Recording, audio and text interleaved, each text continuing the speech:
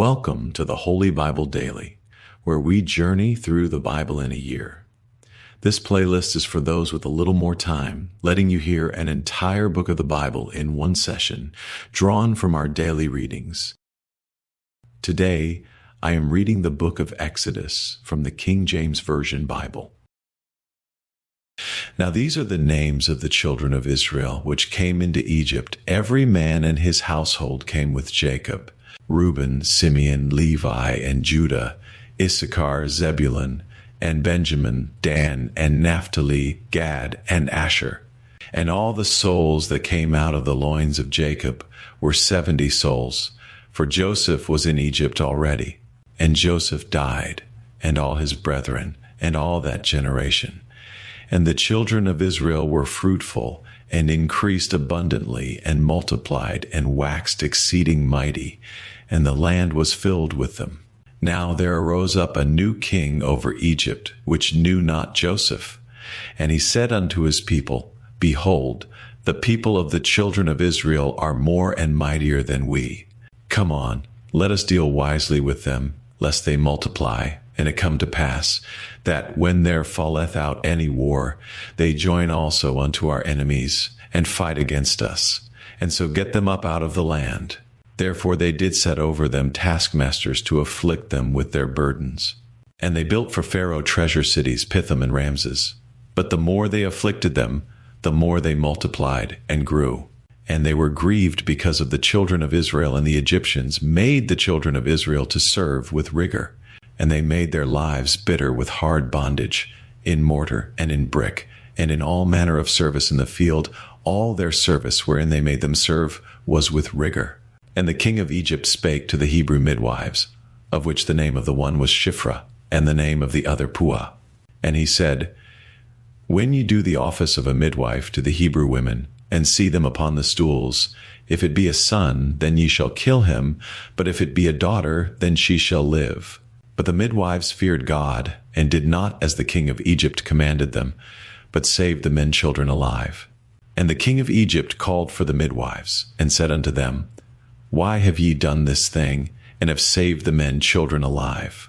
And the midwives said unto Pharaoh, Because the Hebrew women are not as the Egyptian women, for they are lively, and are delivered ere the midwives come in unto them. Therefore God dealt well with the midwives, and the people multiplied and waxed very mighty.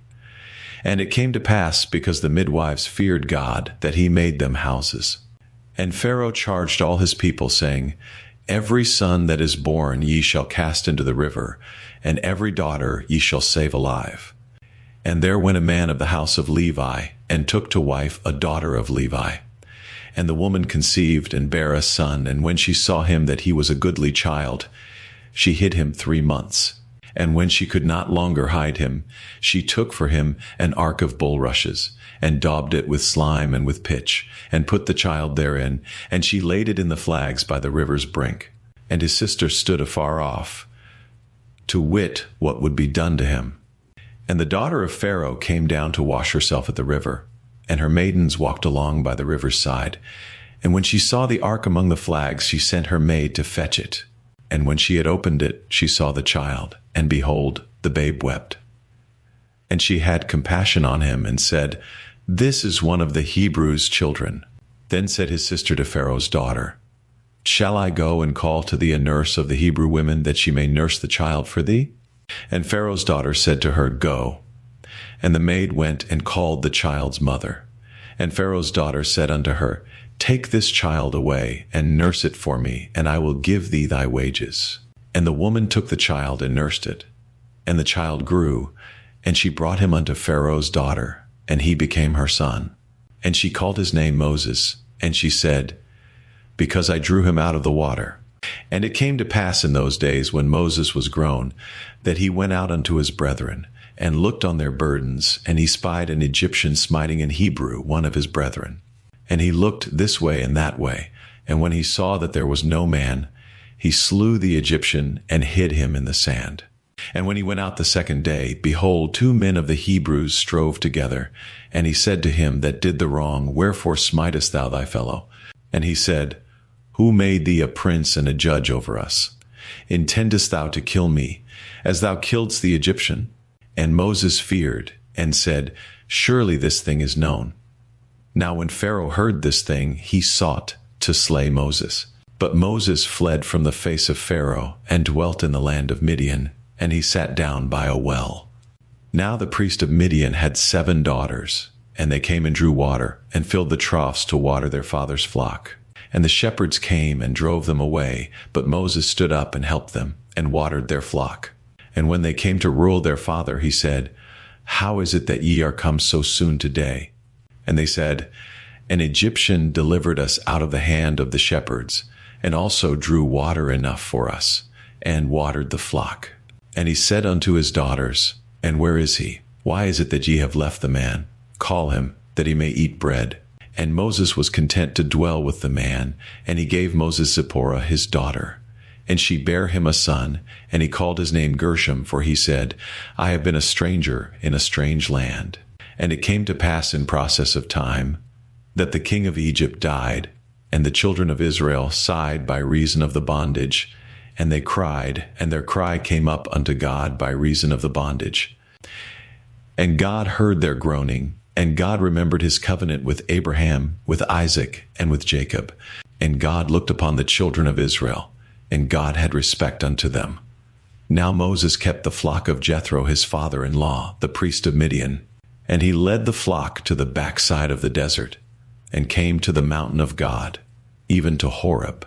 And the angel of the Lord appeared unto him in a flame of fire out of the midst of a bush. And he looked, and behold, the bush burned with fire, and the bush was not consumed. And Moses said, I will now turn aside, and see this great sight, why the bush is not burnt.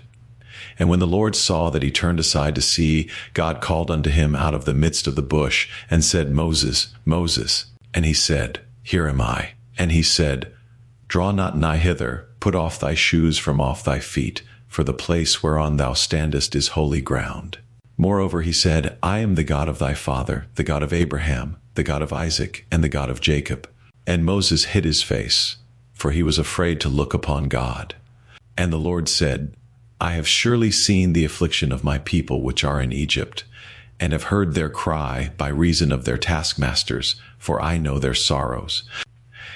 And I am come down to deliver them out of the hand of the Egyptians, and to bring them up out of that land unto a good land and a large, unto a land flowing with milk and honey, unto the place of the Canaanites, and the Hittites, and the Amorites, and the Perizzites, and the Hivites, and the Jebusites.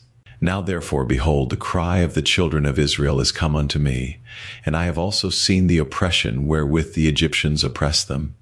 Come now, therefore, and I will send thee unto Pharaoh, that thou mayest bring forth my people, the children of Israel, out of Egypt.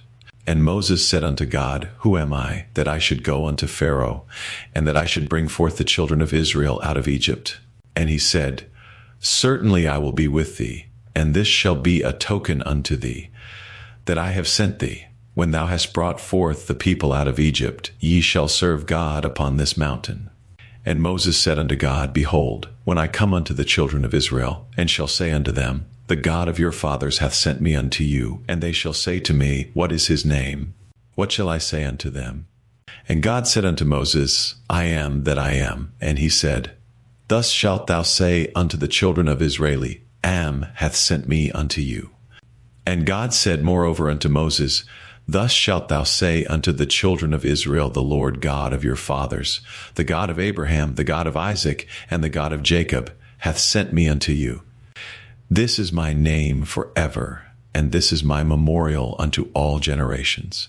Go and gather the elders of Israel together, and say unto them, The Lord God of your fathers, the God of Abraham, of Isaac, and of Jacob, appeared unto me, saying, I have surely visited you, and seen that which is done to you in Egypt, and I have said, I will bring you up out of the affliction of Egypt unto the land of the Canaanites, and the Hittites, and the Amorites, and the Perizzites, and the Hivites, and the Jebusites, unto a land flowing with milk and honey.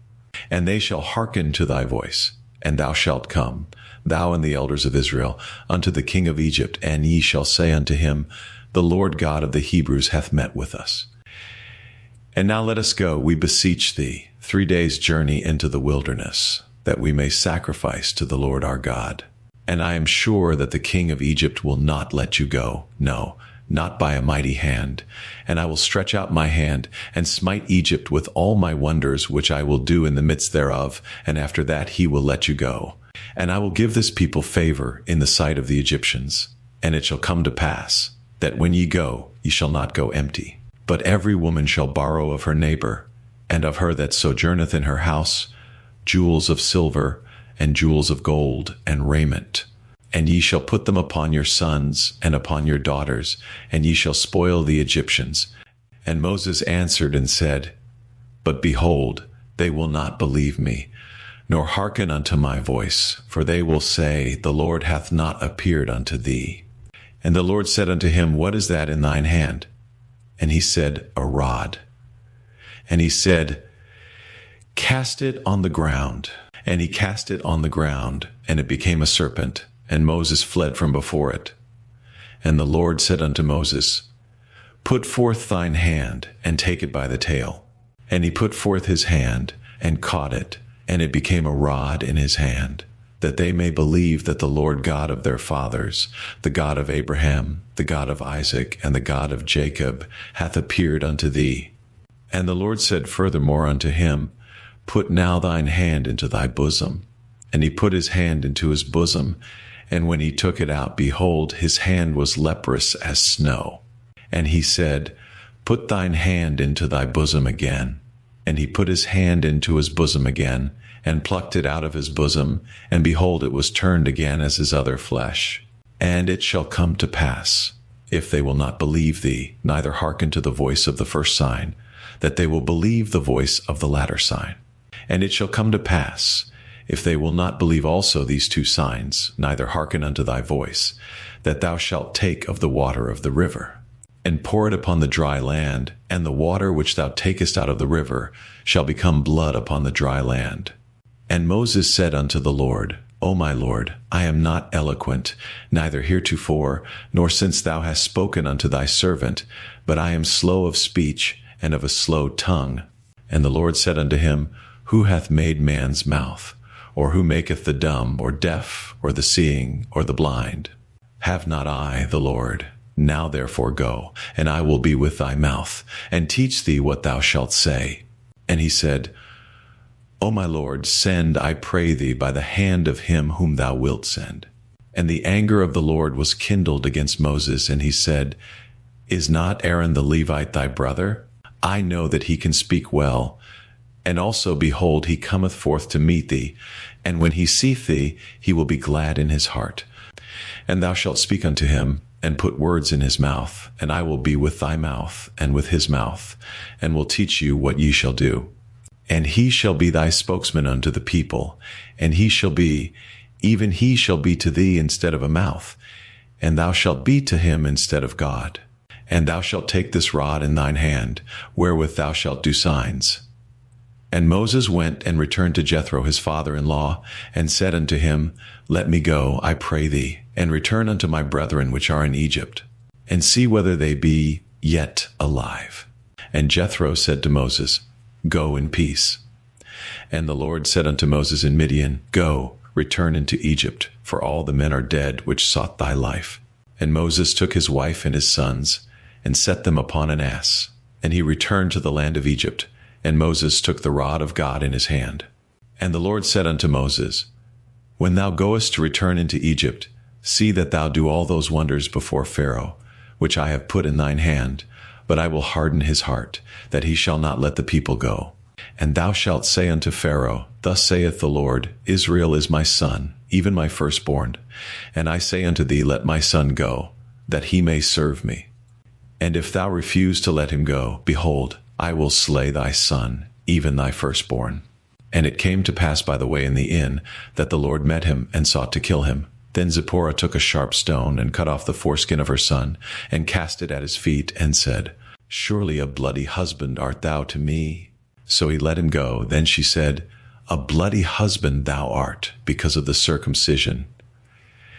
And the Lord said to Aaron, Go into the wilderness to meet Moses. And he went, and met him in the mount of God, and kissed him. And Moses told Aaron all the words of the Lord who had sent him, and all the signs which he had commanded him. And Moses and Aaron went and gathered together all the elders of the children of Israel. And Aaron spake all the words which the Lord had spoken unto Moses, and did the signs in the sight of the people. And the people believed. And when they heard that the Lord had visited the children of Israel, and that he had looked upon their affliction, then they bowed their heads and worshipped. And afterward Moses and Aaron went in and told Pharaoh, Thus saith the Lord God of Israel, Let my people go, that they may hold a feast unto me in the wilderness. And Pharaoh said, Who is the Lord, that I should obey his voice to let Israel go? I know not the Lord, neither will I let Israel go. And they said, The God of the Hebrews hath met with us. Let us go, we pray thee, 3 days' journey into the desert, and sacrifice unto the Lord our God, lest he fall upon us with pestilence or with the sword. And the king of Egypt said unto them, Wherefore do ye, Moses and Aaron, let the people from their works? Get you unto your burdens. And Pharaoh said, Behold, the people of the land now are many, and ye make them rest from their burdens. And Pharaoh commanded the same day the taskmasters of the people and their officers, saying, Ye shall no more give the people straw to make brick, as heretofore. Let them go and gather straw for themselves. And the tale of the bricks which they did make heretofore, ye shall lay upon them. Ye shall not diminish aught thereof, for they be idle. Therefore they cry, saying, Let us go and sacrifice to our God. Let their more work be laid upon the men, that they may labor therein, and let them not regard vain words. And the taskmasters of the people went out, and their officers, and they spake to the people, saying, Thus saith Pharaoh, I will not give you straw. Go ye, get you straw where ye can find it, yet not aught of your work shall be diminished. So the people were scattered abroad throughout all the land of Egypt to gather stubble instead of straw. And the taskmasters hasted them, saying, Fulfill your works, your daily tasks, as when there was straw. And the officers of the children of Israel, which Pharaoh's taskmasters had set over them, were beaten and demanded, Wherefore have ye not fulfilled your task in making brick both yesterday and today, as heretofore? Then the officers of the children of Israel came and cried unto Pharaoh, saying, Wherefore dealest thou thus with thy servants? There is no straw given unto thy servants. And they say to us, Make brick. And behold, thy servants are beaten, but the fault is in thine own people. But he said, ye are idle, therefore ye say, Let us go and do sacrifice to the Lord. Go therefore now and work, for there shall no straw be given you, yet shall ye deliver the tale of bricks. And the officers of the children of Israel did see that they were in evil case, after it was said, Ye shall not minish aught from your bricks of your daily task. And they met Moses and Aaron, who stood in the way, as they came forth from Pharaoh, and they said unto them, The Lord look upon you and judge, because ye have made our savor to be abhorred in the eyes of Pharaoh, and in the eyes of his servants, to put a sword in their hand to slay us. And Moses returned unto the Lord and said, Lord, wherefore hast thou so evil entreated this people? Why is it that thou hast sent me? For since I came to Pharaoh to speak in thy name, he hath done evil to this people, neither hast thou delivered thy people at all. Then the Lord said unto Moses, Now shalt thou see what I will do to Pharaoh, for with a strong hand shall he let them go, and with a strong hand shall he drive them out of his land. And God spake unto Moses, and said unto him, I am the Lord, and I appeared unto Abraham, unto Isaac, and unto Jacob, by the name of God Almighty. But by my name Jehovah was I not known to them. And I have also established my covenant with them, to give them the land of Canaan, the land of their pilgrimage, wherein they were strangers. And I have also heard the groaning of the children of Israel, whom the Egyptians keep in bondage, and I have remembered my covenant. Wherefore say unto the children of Israel, I am the Lord. And I will bring you out from under the burdens of the Egyptians, and I will rid you out of their bondage, and I will redeem you with a stretched out arm, and with great judgments, and I will take you to me for a people, and I will be to you a God. And ye shall know that I am the Lord your God, which bringeth you out from under the burdens of the Egyptians. And I will bring you in unto the land, concerning the which I did swear to give it to Abraham, to Isaac, and to Jacob, and I will give it you for an heritage. I am the Lord. And Moses spake so unto the children of Israel. But they hearkened not unto Moses for anguish of spirit, and for cruel bondage. And the Lord spake unto Moses, saying, Go in, speak unto Pharaoh king of Egypt, that he let the children of Israel go out of his land. And Moses spake before the Lord, saying, Behold, the children of Israel have not hearkened unto me. How then shall Pharaoh hear me, who am of uncircumcised lips? And the Lord spake unto Moses and unto Aaron, and gave them a charge unto the children of Israel, and unto Pharaoh king of Egypt, to bring the children of Israel out of the land of Egypt. These be the heads of their fathers' houses, the sons of Reuben, the firstborn of Israel, Hanoch, and Palu, Hezron, and Carmi. These be the families of Reuben. And the sons of Simeon, Jemuel, and Jamin, and Ohad, and Jachin, and Zohar, and Shaul the son of a Canaanitish woman. These are the families of Simeon. And these are the names of the sons of Levi, according to their generations, Gershon, and Kohath, and Merari. And the years of the life of Levi were 137 years. The sons of Gershon, Libni, and Shimi, according to their families. And the sons of Kohath, Amram, and Izhar, and Hebron, and Uzziel. And the years of the life of Kohath were 133 years. And the sons of Merari, Mahali, and Mushi. These are the families of Levi, according to their generations. And Amram took him Jochebed his father's sister to wife, and she bare him Aaron and Moses. And the years of the life of Amram were 137 years. And the sons of Izhar, Korah, and Nepheg, and Zichri. And the sons of Uzziel, Mishael, and Elzaphan, and Zithri. And Aaron took him Elisheba, daughter of Amminadab, sister of Nahshon, to wife, and she bare him Nadab and Abihu, Eleazar, and Ithamar. And the sons of Korah, Asir, and Elkanah, and Abiasaph. These are the families of the Korhites. And Eleazar, Aaron's son, took him one of the daughters of Putiel to wife, and she bare him Phinehas. These are the heads of the fathers of the Levites according to their families. These are that Aaron and Moses, to whom the Lord said, Bring out the children of Israel from the land of Egypt, according to their armies. These are they which spake to Pharaoh king of Egypt, to bring out the children of Israel from Egypt. These are that Moses and Aaron. And it came to pass on the day when the Lord spake unto Moses in the land of Egypt, that the Lord spake unto Moses, saying, I am the Lord, speak thou unto Pharaoh king of Egypt all that I say unto thee. And Moses said before the Lord, Behold, I am of uncircumcised lips, and how shall Pharaoh hearken unto me? And the Lord said unto Moses, See, I have made thee a god to Pharaoh, and Aaron thy brother shall be thy prophet. Thou shalt speak all that I command thee, and Aaron thy brother shall speak unto Pharaoh, that he send the children of Israel out of his land. And I will harden Pharaoh's heart, and multiply my signs and my wonders in the land of Egypt.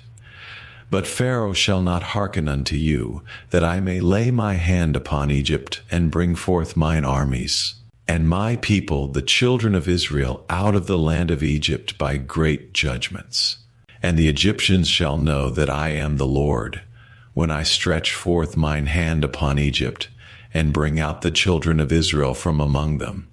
And Moses and Aaron did as the Lord commanded them, so did they. And Moses was 80 years old, and Aaron 83 years old, when they spake unto Pharaoh. And the Lord spake unto Moses and unto Aaron, saying, When Pharaoh shall speak unto you, saying, Shew a miracle for you, then thou shalt say unto Aaron, Take thy rod, and cast it before Pharaoh, and it shall become a serpent. And Moses and Aaron went in unto Pharaoh, and they did so as the Lord had commanded. And Aaron cast down his rod before Pharaoh and before his servants, and it became a serpent. Then Pharaoh also called the wise men and the sorcerers. Now the magicians of Egypt they also did in like manner with their enchantments. For they cast down every man his rod, and they became serpents. But Aaron's rod swallowed up their rods. And he hardened Pharaoh's heart, that he hearkened not unto them, as the Lord had said. And the Lord said unto Moses, Pharaoh's heart is hardened, he refuseth to let the people go. Get thee unto Pharaoh in the morning, lo, he goeth out unto the water. and thou shalt stand by the river's brink against he come, and the rod which was turned to a serpent shalt thou take in thine hand, and thou shalt say unto him, The Lord God of the Hebrews hath sent me unto thee, saying, Let my people go, that they may serve me in the wilderness.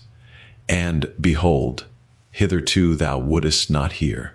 Thus saith the Lord, In this thou shalt know that I am the Lord. Behold, I will smite with the rod that is in mine hand upon the waters which are in the river, and they shall be turned to blood.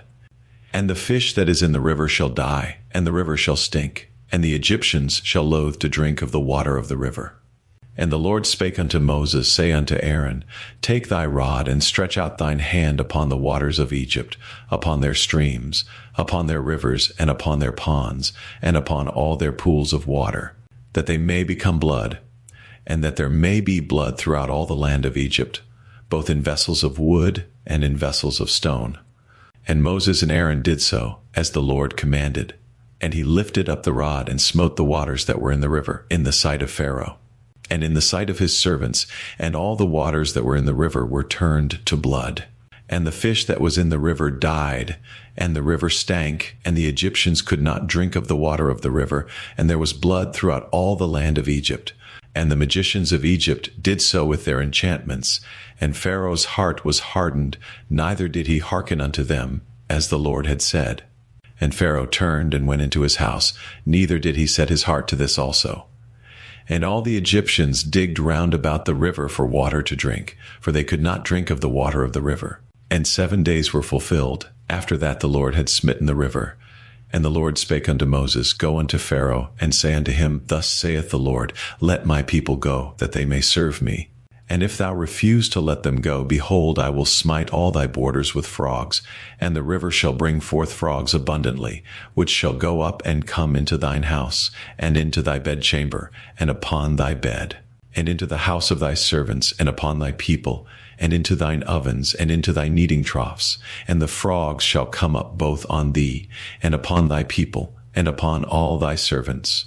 And the Lord spake unto Moses, say unto Aaron, Stretch forth thine hand with thy rod over the streams, over the rivers, and over the ponds, and cause frogs to come up upon the land of Egypt. And Aaron stretched out his hand over the waters of Egypt, and the frogs came up and covered the land of Egypt. And the magicians did so with their enchantments, and brought up frogs upon the land of Egypt. Then Pharaoh called for Moses and Aaron, and said, Entreat the Lord, that he may take away the frogs from me, and from my people, and I will let the people go, that they may do sacrifice unto the Lord. And Moses said unto Pharaoh, Glory over me, when shall I entreat for thee, and for thy servants, and for thy people, to destroy the frogs from thee and thy houses, that they may remain in the river only? And he said, Tomorrow. And he said, Be it according to thy word, that thou mayest know that there is none like unto the Lord our God. And the frogs shall depart from thee, and from thy houses, and from thy servants, and from thy people. They shall remain in the river only. And Moses and Aaron went out from Pharaoh.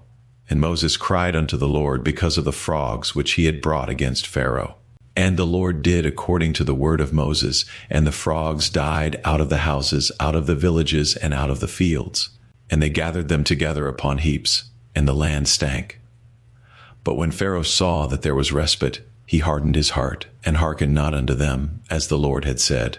And the Lord said unto Moses, Say unto Aaron, Stretch out thy rod, and smite the dust of the land, that it may become lice throughout all the land of Egypt.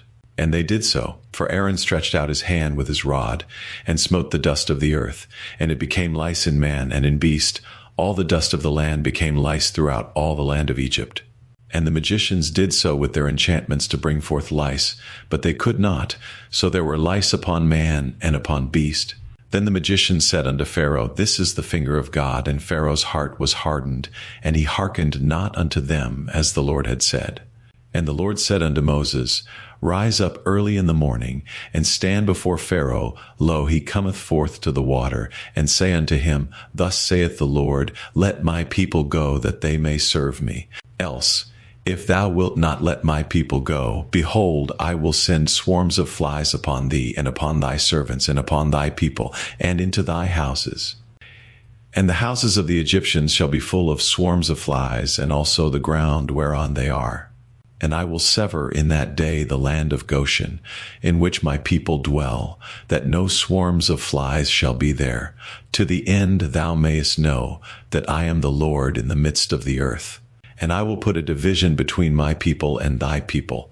Tomorrow shall this sign be. And the Lord did so.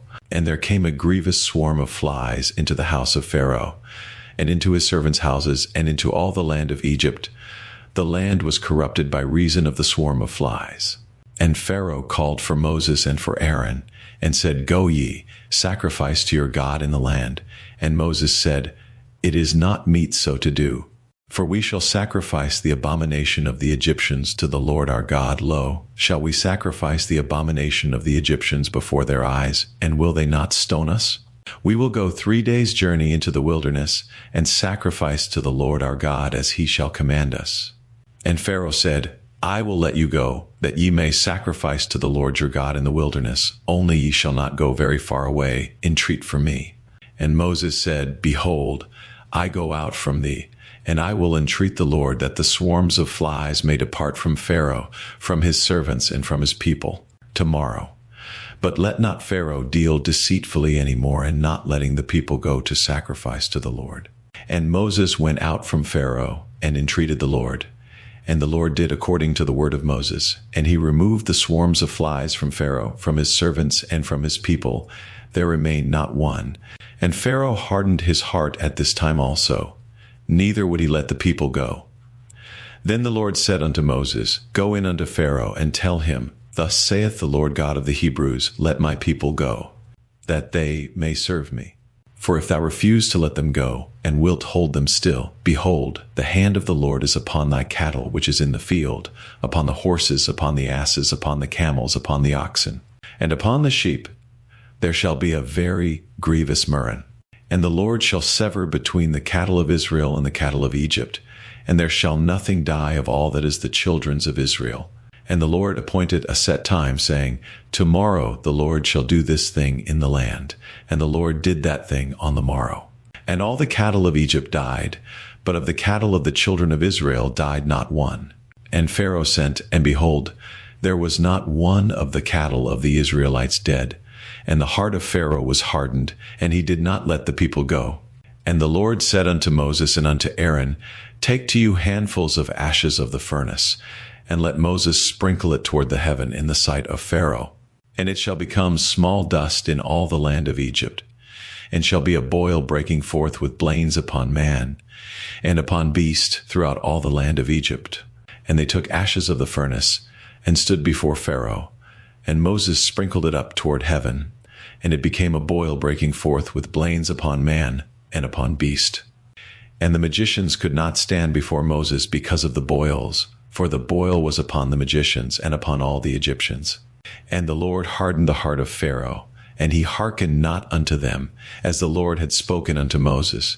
And the Lord said unto Moses, Rise up early in the morning, and stand before Pharaoh, and say unto him, Thus saith the Lord God of the Hebrews, Let my people go, that they may serve me. For I will at this time send all my plagues upon thine heart, and upon thy servants, and upon thy people, that thou mayest know that there is none like me in all the earth. For now I will stretch out my hand, that I may smite thee and thy people with pestilence, and thou shalt be cut off from the earth. And in very deed for this cause have I raised thee up, for to shew in thee my power, and that my name may be declared throughout all the earth. As yet exaltest thou thyself against my people, that thou wilt not let them go? Behold, tomorrow about this time I will cause it to rain a very grievous hail, such as hath not been in Egypt since the foundation thereof, even until now. Send therefore now, and gather thy cattle, and all that thou hast in the field. For upon every man and beast which shall be found in the field, and shall not be brought home, the hail shall come down upon them, and they shall die. He that feared the word of the Lord among the servants of Pharaoh made his servants and his cattle flee into the houses, and he that regarded not the word of the Lord left his servants and his cattle in the field. And the Lord said unto Moses, Stretch forth thine hand toward heaven, that there may be hail in all the land of Egypt, upon man and upon beast, and upon every herb of the field throughout the land of Egypt.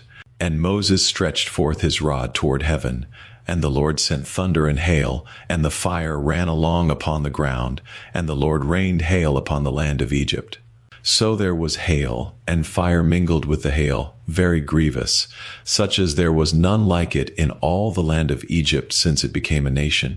And the hail smote throughout all the land of Egypt all that was in the field, both man and beast, and the hail smote every herb of the field, and brake every tree of the field.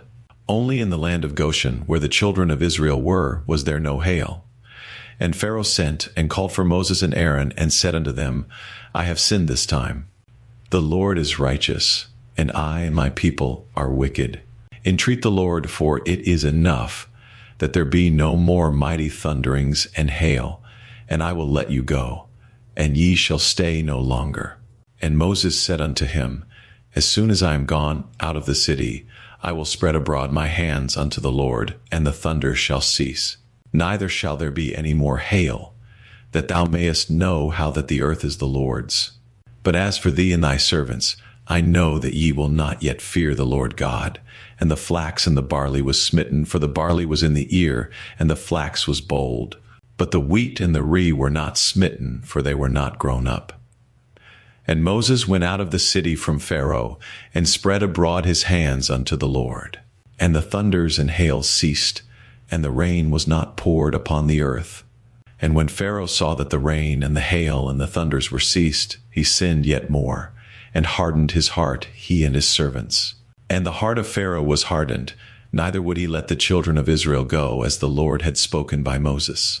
And the Lord said unto Moses, Go in unto Pharaoh, for I have hardened his heart, and the heart of his servants, that I might shew these my signs before him, and that thou mayest tell in the ears of thy son, and of thy son's son, what things I have wrought in Egypt, and my signs which I have done among them, that ye may know how that I am the Lord. And Moses and Aaron came in unto Pharaoh, and said unto him, Thus saith the Lord God of the Hebrews, How long wilt thou refuse to humble thyself before me? Let my people go, that they may serve me. Else, if thou refuse to let my people go, behold, tomorrow will I bring the locusts into thy coast, and they shall cover the face of the earth, that one cannot be able to see the earth.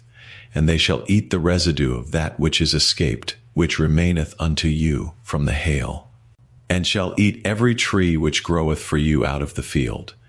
And they shall fill thy houses, and the houses of all thy servants, and the houses of all the Egyptians, which neither thy fathers nor thy fathers' fathers have seen, since the day that they were upon the earth unto this day. And he turned himself, and went out from Pharaoh. And Pharaoh's servants said unto him, How long shall this man be a snare unto us? Let the men go, that they may serve the Lord their God. Knowest thou not yet that Egypt is destroyed? And Moses and Aaron were brought again unto Pharaoh. And he said unto them, Go, serve the Lord your God. But who are they that shall go? And Moses said, We will go with our young, and with our old, with our sons and with our daughters, with our flocks and with our herds will we go, for we must hold a feast unto the Lord. And he said unto them, Let the Lord be so with you, as I will let you go, and your little ones, look to it, for evil is before you. Not so, go now ye that are men, and serve the Lord, for that ye did desire. And they were driven out from Pharaoh's presence. And the Lord said unto Moses, Stretch out thine hand over the land of Egypt for the locusts, that they may come up upon the land of Egypt, and eat every herb of the land, even all that the hail hath left. And Moses stretched forth his rod over the land of Egypt, and the Lord brought an east wind upon the land all that day, and all that night. And when it was morning, the east wind brought the locusts. And the locusts went up over all the land of Egypt, and rested in all the coasts of Egypt. Very grievous were they. Before them there were no such locusts as they, neither after them shall be such. For they covered the face of the whole earth, so that the land was darkened. And they did eat every herb of the land, and all the fruit of the trees which the hail had left. And there remained not any green thing in the trees, or in the herbs of the field, through all the land of Egypt. Then Pharaoh called for Moses and Aaron in haste, and he said, I have sinned against the Lord your God, and against you. Now therefore forgive, I pray thee, my sin only this once, and entreat the Lord your God, that he may take away from me this death only. And he went out from Pharaoh, and entreated the Lord. And the Lord turned a mighty strong west wind, which took away the locusts, and cast them into the Red Sea. There remained not one locust in all the coasts of Egypt. But the Lord hardened Pharaoh's heart, so that he would not let the children of Israel go. And the Lord said unto Moses, Stretch out thine hand toward heaven, that there may be darkness over the land of Egypt, even darkness which may be felt. And Moses stretched forth his hand toward heaven, and there was a thick darkness in all the land of Egypt. 3 days they saw not one another, neither rose any from his place for 3 days. But all the children of Israel had light in their dwellings. And Pharaoh called unto Moses, and said, Go ye, serve the Lord, only let your flocks and your herds be stayed, let your little ones also go with you. And Moses said, Thou must give us also sacrifices and burnt offerings, that we may sacrifice unto the Lord our God. Our cattle also shall go with us. There shall not an hoof be left behind, for thereof must we take to serve the Lord our God. And we know not with what we must serve the Lord, until we come thither. But the Lord hardened Pharaoh's heart, and he would not let them go. And Pharaoh said unto him, Get thee from me, take heed to thyself, see my face no more. For in that day thou seest my face, thou shalt die. And Moses said, Thou hast spoken well, I will see thy face again no more. And the Lord said unto Moses, Yet will I bring one plague more upon Pharaoh, and upon Egypt. Afterwards he will let you go hence. When he shall let you go, he shall surely thrust you out hence altogether. Speak now in the ears of the people, and let every man borrow of his neighbor, and every woman of her neighbor, jewels of silver and jewels of gold. And the Lord gave the people favor in the sight of the Egyptians. Moreover, the man Moses was very great in the land of Egypt, in the sight of Pharaoh's servants, and in the sight of the people. And Moses said, Thus saith the Lord, About midnight will I go out into the midst of Egypt, and all the firstborn in the land of Egypt shall die, from the firstborn of Pharaoh that sitteth upon his throne, even unto the firstborn of the maidservant that is behind the mill, and all the firstborn of beasts. And there shall be a great cry throughout all the land of Egypt, such as there was none like it, nor shall be like it any more. But against any of the children of Israel shall not a dog move his tongue, against man or beast, that ye may know how that the Lord doth put a difference between the Egyptians and Israel. And all these thy servants shall come down unto me, and bow down themselves unto me, saying, Get thee out, and all the people that follow thee, and after that I will go out. And he went out from Pharaoh in a great anger. And the Lord said unto Moses, Pharaoh shall not hearken unto you, that my wonders may be multiplied in the land of Egypt. And Moses and Aaron did all these wonders before Pharaoh, and the Lord hardened Pharaoh's heart, so that he would not let the children of Israel go out of his land. And the Lord spake unto Moses and Aaron in the land of Egypt, saying, This month shall be unto you the beginning of months. It shall be the first month of the year to you. Speak ye unto all the congregation of Israel, saying, In the 10th day of this month they shall take to them every man a lamb, according to the house of their fathers, a lamb for an house. And if the household be too little for the lamb, let him and his neighbor next unto his house take it according to the number of the souls. Every man according to his eating shall make your count for the lamb. Your lamb shall be without blemish, a male of the first year. Ye shall take it out from the sheep, or from the goats, and ye shall keep it up until the 14th day of the same month. And the whole assembly of the congregation of Israel shall kill it in the evening. And they shall take of the blood, and strike it on the 2 side posts and on the upper doorpost of the houses, wherein they shall eat it. And they shall eat the flesh in that night, roast with fire, and unleavened bread, and with bitter herbs they shall eat it. Eat not of it raw, nor sodden it all with water, but roast with fire, his head with his legs, and with the purtenance thereof. And ye shall let nothing of it remain until the morning. And that which remaineth of it until the morning ye shall burn with fire. And thus shall ye eat it, with your loins girded, your shoes on your feet, and your staff in your hand, and ye shall eat it in haste. It is the Lord's Passover. For I will pass through the land of Egypt this night, and will smite all the firstborn in the land of Egypt, both man and beast, and against all the gods of Egypt I will execute judgment. I am the Lord. And the blood shall be to you for a token upon the houses where ye are. And when I see the blood, I will pass over you, and the plague shall not be upon you to destroy you when I smite the land of Egypt. And this day shall be unto you for a memorial, and ye shall keep it a feast to the Lord throughout your generations. Ye shall keep it a feast by an ordinance forever. 7 days shall ye eat unleavened bread. Even the first day ye shall put away leaven out of your houses. For whosoever eateth leavened bread from the first day until the 7th day, that soul shall be cut off from Israel. And in the first day there shall be an holy convocation, and in the 7th day there shall be an holy convocation to you. No manner of work shall be done in them, save that which every man must eat, that only may be done of you. And ye shall observe the feast of unleavened bread. For in this selfsame day have I brought your armies out of the land of Egypt. Therefore shall ye observe this day in your generations by an ordinance forever. In the 1st month, on the 14th day of the month at even, ye shall eat unleavened bread, until the 21st day of the month at even. 7 days shall there be no leaven found in your houses. For whosoever eateth that which is leavened, even that soul shall be cut off from the congregation of Israel, whether he be a stranger or born in the land. Ye shall eat nothing leavened. In all your habitations shall ye eat unleavened bread. Then Moses called for all the elders of Israel, and said unto them, Draw out, and take you a lamb according to your families, and kill the Passover. And ye shall take a bunch of hyssop, and dip it in the blood that is in the basin, and strike the lintel and the 2 side posts with the blood that is in the basin. And none of you shall go out at the door of his house until the morning. For the Lord will pass through to smite the Egyptians. And when he seeth the blood upon the lintel and on the 2 side posts, the Lord will pass over the door, and will not suffer the destroyer to come in unto your houses to smite you. And ye shall observe this thing for an ordinance to thee and to thy sons forever.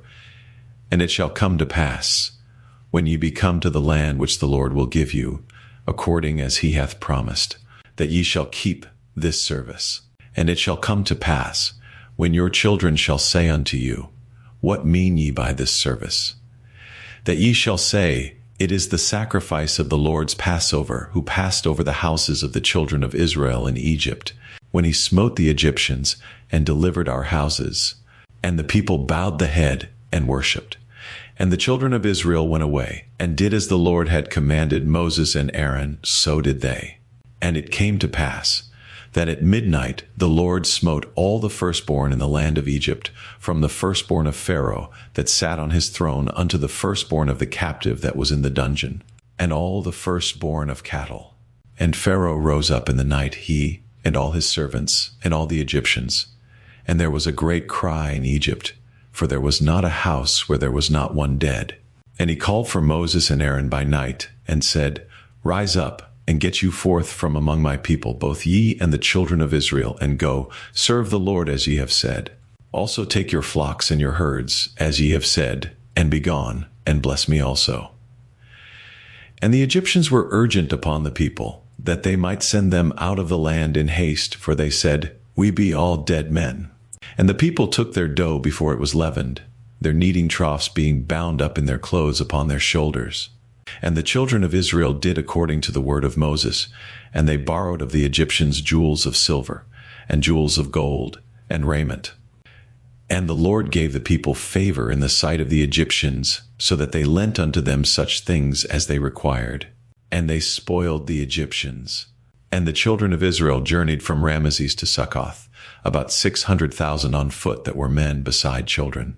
And a mixed multitude went up also with them, and flocks, and herds, even very much cattle. And they baked unleavened cakes of the dough which they brought forth out of Egypt. For it was not leavened, because they were thrust out of Egypt, and could not tarry, neither had they prepared for themselves any victual. Now the sojourning of the children of Israel who dwelt in Egypt was 430 years. And it came to pass at the end of the 430 years, even the selfsame day it came to pass, that all the hosts of the Lord went out from the land of Egypt. It is a night to be much observed unto the Lord for bringing them out from the land of Egypt. This is that night of the Lord to be observed of all the children of Israel in their generations. And the Lord said unto Moses and Aaron, This is the ordinance of the Passover. There shall no stranger eat thereof. But every man's servant that is bought for money, when thou hast circumcised him, then shall he eat thereof. A foreigner and an hired servant shall not eat thereof. In one house shall it be eaten. Thou shalt not carry forth aught of the flesh abroad out of the house, neither shall ye break a bone thereof. All the congregation of Israel shall keep it. And when a stranger shall sojourn with thee, and will keep the Passover to the Lord, let all his males be circumcised. And then let him come near and keep it. And he shall be as one that is born in the land, for no uncircumcised person shall eat thereof. One law shall be to him that is homeborn, and unto the stranger that sojourneth among you. Thus did all the children of Israel, as the Lord commanded Moses and Aaron, so did they.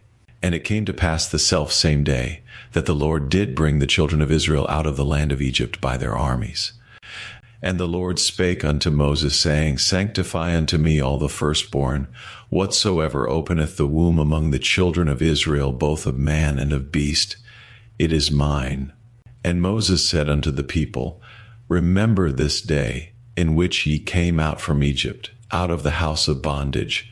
For by strength of hand the Lord brought you out from this place. There shall no leavened bread be eaten. This day came ye out in the month Abib. And it shall be when the Lord shall bring thee into the land of the Canaanites, and the Hittites, and the Amorites, and the Hivites, and the Jebusites, which he sware unto thy fathers to give thee, a land flowing with milk and honey, that thou shalt keep this service in this month. 7 days thou shalt eat unleavened bread, and in the 7th day shall be a feast to the Lord. Unleavened bread shall be eaten 7 days. And there shall no leavened bread be seen with thee, neither shall there be leaven seen with thee in all thy quarters. And thou shalt shew thy son in that day, saying, This is done because of that which the Lord did unto me when I came forth out of Egypt. And it shall be for a sign unto thee upon thine hand, and for a memorial between thine eyes, that the Lord's law may be in thy mouth. For with a strong hand hath the Lord brought thee out of Egypt. Thou shalt therefore keep this ordinance in his season from year to year. And it shall be when the Lord shall bring thee into the land of the Canaanites, as he sware unto thee and to thy fathers, and shall give it thee, that thou shalt set apart unto the Lord all that openeth the matrix, and every firstling that cometh of a beast which thou hast, the males shall be the Lord's. And every firstling of an ass thou shalt redeem with a lamb. And if thou wilt not redeem it, then thou shalt break his neck. And all the firstborn of man among thy children shalt thou redeem. And it shall be when thy son asketh thee in time to come, saying, What is this? That thou shalt say unto him, By strength of hand, the Lord brought us out from Egypt, from the house of bondage. And it came to pass, when Pharaoh would hardly let us go, that the Lord slew all the firstborn in the land of Egypt, both the firstborn of man, and the firstborn of beast. Therefore I sacrifice to the Lord all that openeth the matrix, being males, but all the firstborn of my children I redeem. And it shall be for a token upon thine hand, and for frontlets between thine eyes. For by strength of hand the Lord brought us forth out of Egypt. And it came to pass, when Pharaoh had let the people go, that God led them not through the way of the land of the Philistines, although that was near. For God said, Lest peradventure the people repent when they see war, and they return to Egypt. But God led the people about through the way of the wilderness of the Red Sea, and the children of Israel went up harnessed out of the land of Egypt. And Moses took the bones of Joseph with him, for he had straitly sworn the children of Israel, saying, God will surely visit you, and ye shall carry up my bones away hence with you. And they took their journey from Succoth, and encamped in Etham, in the edge of the wilderness. And the Lord went before them by day in a pillar of a cloud to lead them the way, and by night in a pillar of fire, to give them light, to go by day and night. He took not away the pillar of the cloud by day, nor the pillar of fire by night from before the people. And the Lord spake unto Moses, saying, Speak unto the children of Israel, that they turn and encamp before Pihahiroth, between Migdol and the sea, over against Baalzephon, before it shall ye encamp by the sea. For Pharaoh will say of the children of Israel, They are entangled in the land, the wilderness hath shut them in. And I will harden Pharaoh's heart, that he shall follow after them, and I will be honored upon Pharaoh and upon all his host, that the Egyptians may know that I am the Lord. And they did so. And it was told the king of Egypt that the people fled, and the heart of Pharaoh and of his servants was turned against the people, and they said, Why have we done this, that we have let Israel go from serving us? And he made ready his chariot, and took his people with him, and he took 600 chosen chariots, and all the chariots of Egypt, and captains over every one of them. And the Lord hardened the heart of Pharaoh king of Egypt, and he pursued after the children of Israel, and the children of Israel went out with an high hand. But the Egyptians pursued after them, all the horses and chariots of Pharaoh, and his horsemen, and his army, and overtook them encamping by the sea, beside Pihahiroth, before Baalzephon. And when Pharaoh drew nigh, the children of Israel lifted up their eyes, and behold, the Egyptians marched after them, and they were sore afraid. And the children of Israel cried out unto the Lord. And they said unto Moses, Because there were no graves in Egypt, hast thou taken us away to die in the wilderness? Wherefore hast thou dealt thus with us, to carry us forth out of Egypt? Is not this the word that we did tell thee in Egypt, saying, Let us alone, that we may serve the Egyptians? For it had been better for us to serve the Egyptians than that we should die in the wilderness. And Moses said unto the people, Fear ye not, stand still, and see the salvation of the Lord, which he will shew to you today. For the Egyptians, whom ye have seen today, ye shall see them again no more forever. The Lord shall fight for you, and ye shall hold your peace. And the Lord said unto Moses, Wherefore criest thou unto me? Speak unto the children of Israel that they go forward. But lift thou up thy rod, and stretch out thine hand over the sea, and divide it. And the children of Israel shall go on dry ground through the midst of the sea. And I, behold, I will harden the hearts of the Egyptians, and they shall follow them. And I will get me honor upon Pharaoh, and upon all his host, upon his chariots, and upon his horsemen. And the Egyptians shall know that I am the Lord, when I have gotten me honor upon Pharaoh, upon his chariots, and upon his horsemen. And the angel of God, which went before the camp of Israel, removed and went behind them. And the pillar of the cloud went from before their face, and stood behind them. And it came between the camp of the Egyptians and the camp of Israel, and it was a cloud and darkness to them. But it gave light by night to these, so that the one came not near the other all the night. And Moses stretched out his hand over the sea, and the Lord caused the sea to go back by a strong east wind all that night, and made the sea dry land, and the waters were divided. And the children of Israel went into the midst of the sea upon the dry ground, and the waters were a wall unto them on their right hand and on their left. And the Egyptians pursued, and went in after them to the midst of the sea, even all Pharaoh's horses, his chariots, and his horsemen. And it came to pass that in the morning watch the Lord looked unto the host of the Egyptians through the pillar of fire and of the cloud, and troubled the host of the Egyptians, and took off their chariot wheels, that they drave them heavily, so that the Egyptians said, Let us flee from the face of Israel, for the Lord fighteth for them against the Egyptians. And the Lord said unto Moses, Stretch out thine hand over the sea, that the waters may come again upon the Egyptians, upon their chariots, and upon their horsemen. And Moses stretched forth his hand over the sea, and the sea returned to his strength when the morning appeared, and the Egyptians fled against it, and the Lord overthrew the Egyptians in the midst of the sea. And the waters returned, covered the chariots and the horsemen, and all the host of Pharaoh that came into the sea after them. There remained not so much as one of them. But the children of Israel walked upon dry land in the midst of the sea, and the waters were a wall unto them on their right hand and on their left. Thus the Lord saved Israel that day out of the hand of the Egyptians, and Israel saw the Egyptians dead upon the seashore. And Israel saw that great work which the Lord did upon the Egyptians, and the people feared the Lord, and believed the Lord and his servant Moses. Then sang Moses and the children of Israel this song unto the Lord, and spake, saying, I will sing unto the Lord, for he hath triumphed gloriously.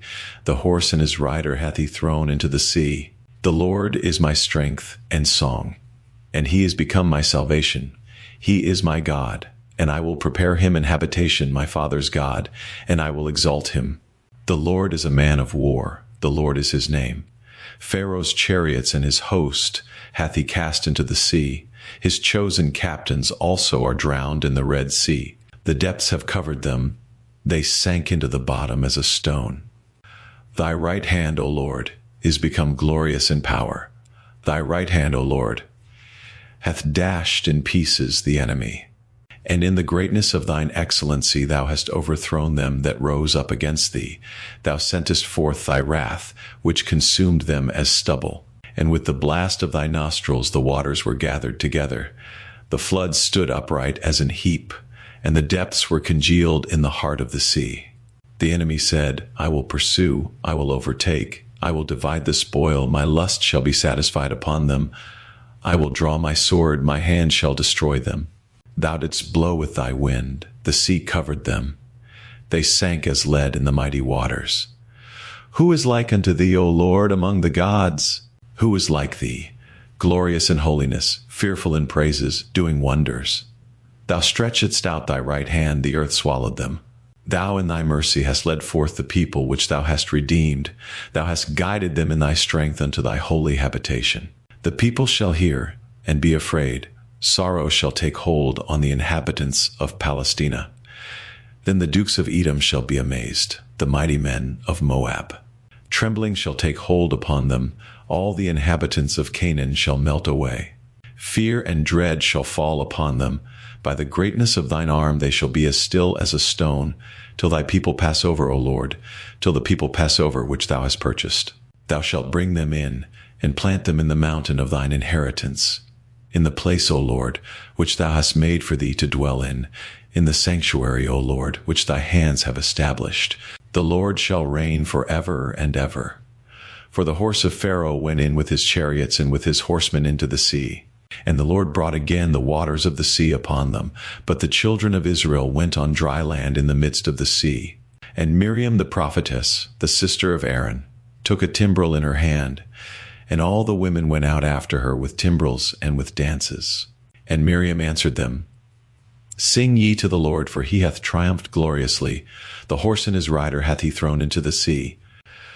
So Moses brought Israel from the Red Sea, and they went out into the wilderness of Shur, and they went 3 days in the wilderness, and found no water.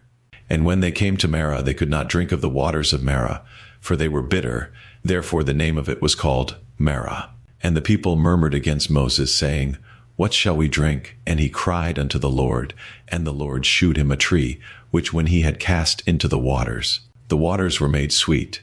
There he made for them a statute and an ordinance, and there he proved them, and said, If thou wilt diligently hearken to the voice of the Lord thy God, and wilt do that which is right in his sight, and wilt give ear to his commandments, and keep all his statutes, I will put none of these diseases upon thee, which I have brought upon the Egyptians, for I am the Lord that healeth thee.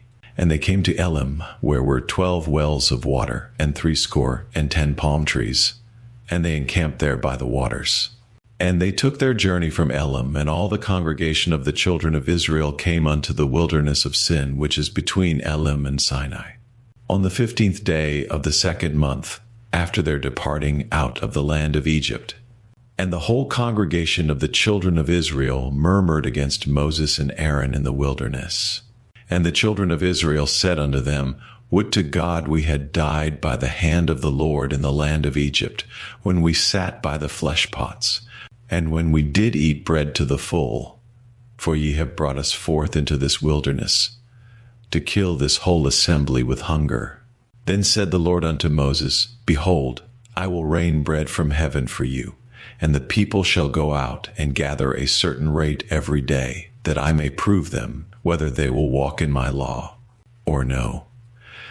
And it shall come to pass that on the 6th day they shall prepare that which they bring in, and it shall be twice as much as they gather daily. And Moses and Aaron said unto all the children of Israel, At even, then ye shall know that the Lord hath brought you out from the land of Egypt. And in the morning then ye shall see the glory of the Lord, for that he heareth your murmurings against the Lord. And what are we, that ye murmur against us? And Moses said, This shall be, when the Lord shall give you in the evening flesh to eat, and in the morning bread to the full, for that the Lord heareth your murmurings which ye murmur against him. And what are we? Your murmurings are not against us, but against the Lord. And Moses spake unto Aaron, Say unto all the congregation of the children of Israel, Come near before the Lord, for he hath heard your murmurings. And it came to pass, as Aaron spake unto the whole congregation of the children of Israel, that they looked toward the wilderness, and, behold, the glory of the Lord appeared in the cloud. And the Lord spake unto Moses, saying, I have heard the murmurings of the children of Israel. Speak unto them, saying, At even ye shall eat flesh, and in the morning ye shall be filled with bread, and ye shall know that I am the Lord your God. And it came to pass that at even the quails came up, and covered the camp, and in the morning the dew lay round about the host. And when the dew that lay was gone up, behold, upon the face of the wilderness there lay a small round thing, as small as the hoar frost on the ground. And when the children of Israel saw it, they said one to another, It is manna, for they wist not what it was. And Moses said unto them, This is the bread which the Lord hath given you to eat. This is the thing which the Lord hath commanded. Gather of it every man according to his eating, an omer for every man. According to the number of your persons, take ye every man for them which are in his tents. And the children of Israel did so, and gathered some more, some less. And when they did meet it with an omer, he that gathered much had nothing over, and he that gathered little had no lack. They gathered every man according to his eating. And Moses said, Let no man leave of it till the morning. Notwithstanding they hearkened not unto Moses, but some of them left of it until the morning, and it bred worms and stank, and Moses was wroth with them. And they gathered it every morning, every man according to his eating, and when the sun waxed hot, it melted. And it came to pass that on the 6th day they gathered twice as much bread, 2 omers for one man. And all the rulers of the congregation came and told Moses. And he said unto them, This is that which the Lord hath said, Tomorrow is the rest of the holy Sabbath unto the Lord. Bake that which ye will bake today, and seethe that ye will seethe, and that which remaineth over lay up for you to be kept until the morning. And they laid it up till the morning, as Moses bade. And it did not stink, neither was there any worm therein. And Moses said, Eat that today, for today is a Sabbath unto the Lord. Today ye shall not find it in the field. 6 days ye shall gather it, but on the 7th day, which is the Sabbath, in it there shall be none. And it came to pass that there went out some of the people on the 7th day for to gather, and they found none. And the Lord said unto Moses, How long refuse ye to keep my commandments and my laws? See, for that the Lord hath given you the Sabbath. Therefore he giveth you on the 6th day the bread of 2 days. Abide ye every man in his place. Let no man go out of his place on the 7th day. So the people rested on the 7th day. And the house of Israel called the name thereof manna, and it was like coriander seed, white, and the taste of it was like wafers made with honey. And Moses said, This is the thing which the Lord commandeth. Fill an omer of it to be kept for your generations, that they may see the bread wherewith I have fed you in the wilderness, when I brought you forth from the land of Egypt. And Moses said unto Aaron, Take a pot, and put an omer full of manna therein, and lay it up before the Lord to be kept for your generations. As the Lord commanded Moses, so Aaron laid it up before the testimony to be kept. And the children of Israel did eat manna 40 years, until they came to a land inhabited. They did eat manna until they came unto the borders of the land of Canaan. Now an omer is the 10th part of an ephah. And all the congregation of the children of Israel journeyed from the wilderness of Sin after their journeys, according to the commandment of the Lord, and pitched in Rephidim, and there was no water for the people to drink. Wherefore the people did chide with Moses, and said, Give us water that we may drink. And Moses said unto them, Why chide ye with me? Wherefore do ye tempt the Lord? And the people thirsted there for water. And the people murmured against Moses and said, Wherefore is this that thou hast brought us up out of Egypt, to kill us and our children and our cattle with thirst? And Moses cried unto the Lord, saying, What shall I do unto this people? They be almost ready to stone me.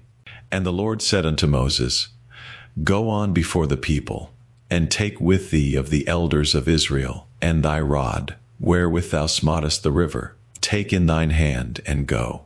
Behold, I will stand before thee there upon the rock in Horeb, and thou shalt smite the rock, and there shall come water out of it, that the people may drink. And Moses did so in the sight of the elders of Israel. And he called the name of the place Massah and Meribah, because of the chiding of the children of Israel, and because they tempted the Lord, saying, Is the Lord among us, or not? Then came Amalek, and fought with Israel in Rephidim. And Moses said unto Joshua, Choose us out men, and go out, fight with Amalek. Tomorrow I will stand on the top of the hill with the rod of God in mine hand. So Joshua did as Moses had said to him, and fought with Amalek. And Moses, Aaron, and Hur went up to the top of the hill. And it came to pass, when Moses held up his hand, that Israel prevailed. And when he let down his hand, Amalek prevailed. But Moses' hands were heavy, and they took a stone, and put it under him, and he sat thereon. And Aaron and Hur stayed up his hands, the one on the one side, and the other on the other side, and his hands were steady until the going down of the sun. And Joshua discomfited Amalek and his people with the edge of the sword. And the Lord said unto Moses, Write this for a memorial in a book, and rehearse it in the ears of Joshua, for I will utterly put out the remembrance of Amalek from under heaven. And Moses built an altar, and called the name of it Jehovah Nissi, for he said, Because the Lord hath sworn that the Lord will have war with Amalek from generation to generation. When Jethro, the priest of Midian, Moses' father-in-law, heard of all that God had done for Moses, and for Israel his people, and that the Lord had brought Israel out of Egypt, then Jethro, Moses' father-in-law, took Zipporah, Moses' wife, after he had sent her back, and her 2 sons, of which the name of the one was Gershom. For he said, I have been an alien in a strange land, and the name of the other was Eleazar. For the God of my father said he was mine help, and delivered me from the sword of Pharaoh. And Jethro, Moses' father-in-law, came with his sons and his wife unto Moses into the wilderness, where he encamped at the mount of God. And he said unto Moses, I thy father-in-law Jethro am come unto thee, and thy wife, and her 2 sons with her. And Moses went out to meet his father-in-law, and did obeisance, and kissed him. And they asked each other of their welfare, and they came into the tent. And Moses told his father-in-law all that the Lord had done unto Pharaoh and to the Egyptians for Israel's sake, and all the travail that had come upon them by the way, and how the Lord delivered them. And Jethro rejoiced for all the goodness which the Lord had done to Israel, whom he had delivered out of the hand of the Egyptians. And Jethro said, Blessed be the Lord, who hath delivered you out of the hand of the Egyptians, and out of the hand of Pharaoh, who hath delivered the people from under the hand of the Egyptians. Now I know that the Lord is greater than all gods, for in the thing wherein they dealt proudly he was above them. And Jethro, Moses' father-in-law, took a burnt offering and sacrifices for God, and Aaron came, and all the elders of Israel, to eat bread with Moses' father-in-law before God. And it came to pass on the morrow, that Moses sat to judge the people, and the people stood by Moses from the morning unto the evening. And when Moses' father-in-law saw all that he did to the people, he said, What is this thing that thou doest to the people? Why sittest thou thyself alone? And all the people stand by thee from morning unto even. And Moses said unto his father-in-law, Because the people come unto me to inquire of God, when they have a matter they come unto me. And I judge between one and another, and I do make them know the statutes of God and his laws. And Moses' father-in-law said unto him, The thing that thou doest is not good. Thou wilt surely wear away, both thou, and this people that is with thee, for this thing is too heavy for thee. Thou art not able to perform it thyself alone. Hearken now unto my voice.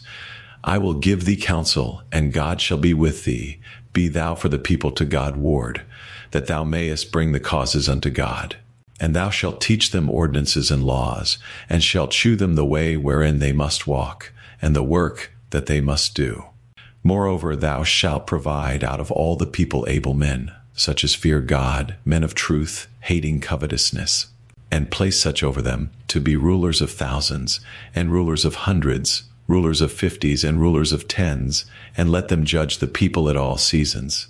And it shall be, that every great matter they shall bring unto thee, but every small matter they shall judge. So shall it be easier for thyself, and they shall bear the burden with thee. If thou shalt do this thing, and God command thee so, then thou shalt be able to endure, and all this people shall also go to their place in peace. So Moses hearkened to the voice of his father-in-law, and did all that he had said. And Moses chose able men out of all Israel, and made them heads over the people, rulers of thousands, rulers of hundreds, rulers of 50s, and rulers of 10s. And they judged the people at all seasons, the hard causes they brought unto Moses. But every small matter they judged themselves. And Moses let his father-in-law depart, and he went his way into his own land. In the 3rd month, when the children of Israel were gone forth out of the land of Egypt, the same day came they into the wilderness of Sinai. For they were departed from Rephidim, and were come to the desert of Sinai, and had pitched in the wilderness, and there Israel camped before the mount.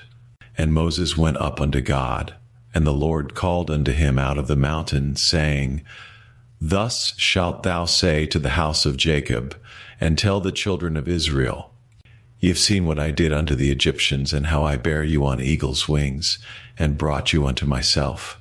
Now therefore, if ye will obey my voice indeed, and keep my covenant, then ye shall be a peculiar treasure unto me above all people, for all the earth is mine. And ye shall be unto me a kingdom of priests, and an holy nation. These are the words which thou shalt speak unto the children of Israel. And Moses came and called for the elders of the people, and laid before their faces all these words which the Lord commanded him. And all the people answered together and said, All that the Lord hath spoken we will do. And Moses returned the words of the people unto the Lord. And the Lord said unto Moses, Lo, I come unto thee in a thick cloud, that the people may hear when I speak with thee, and believe thee forever. And Moses told the words of the people unto the Lord. And the Lord said unto Moses, Go unto the people, and sanctify them today and tomorrow, and let them wash their clothes. And be ready against the 3rd day, for the 3rd day the Lord will come down in the sight of all the people upon Mount Sinai. And thou shalt set bounds unto the people round about, saying, Take heed to yourselves that ye go not up into the mount, or touch the border of it. Whosoever toucheth the mount shall be surely put to death. There shall not an hand touch it, but he shall surely be stoned or shot through. Whether it be beast or man, it shall not live. When the trumpet soundeth long, they shall come up to the mount. And Moses went down from the mount unto the people, and sanctified the people, and they washed their clothes. And he said unto the people, Be ready against the 3rd day, come not at your wives. And it came to pass on the 3rd day in the morning, that there were thunders and lightnings, and a thick cloud upon the mount, and the voice of the trumpet exceeding loud, so that all the people that was in the camp trembled. And Moses brought forth the people out of the camp to meet with God, and they stood at the nether part of the mount. And Mount Sinai was altogether on a smoke, because the Lord descended upon it in fire, and the smoke thereof ascended as the smoke of a furnace, and the whole mount quaked greatly. And when the voice of the trumpet sounded long, and waxed louder and louder, Moses spake, and God answered him by a voice. And the Lord came down upon Mount Sinai, on the top of the mount. And the Lord called Moses up to the top of the mount, and Moses went up. And the Lord said unto Moses, Go down, charge the people, lest they break through unto the Lord to gaze, and many of them perish. And let the priests also, which come near to the Lord, sanctify themselves, lest the Lord break forth upon them. And Moses said unto the Lord, The people cannot come up to Mount Sinai. For thou chargedst us, saying, Set bounds about the mount, and sanctify it. And the Lord said unto him, Away, get thee down, and thou shalt come up, thou and Aaron with thee. But let not the priests and the people break through to come up unto the Lord, lest he break forth upon them. So Moses went down unto the people, and spake unto them. And God spake all these words, saying, I am the Lord thy God, which have brought thee out of the land of Egypt, out of the house of bondage. Thou shalt have no other gods before me. Thou shalt not make unto thee any graven image, or any likeness of anything that is in heaven above, or that is in the earth beneath, or that is in the water under the earth. Thou shalt not bow down thyself to them, nor serve them, for I, the Lord thy God, am a jealous God, visiting the iniquity of the fathers upon the children, unto the third and fourth generation of them that hate me, and shewing mercy unto thousands of them that love me, and keep my commandments.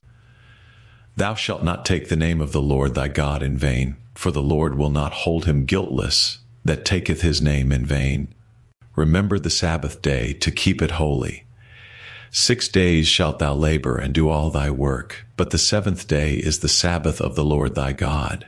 In it thou shalt not do any work, thou, nor thy son, nor thy daughter, thy manservant, nor thy maidservant, nor thy cattle, nor thy stranger that is within thy gates. For in 6 days the Lord made heaven and earth, the sea, and all that in them is, and rested the seventh day. Wherefore the Lord blessed the Sabbath day, and hallowed it. Honor thy father and thy mother, that thy days may be long upon the land which the Lord thy God giveth thee.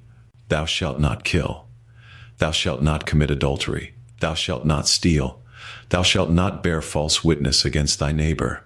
Thou shalt not covet thy neighbor's house. Thou shalt not covet thy neighbor's wife, nor his manservant, nor his maidservant, nor his ox, nor his ass, nor anything that is thy neighbor's.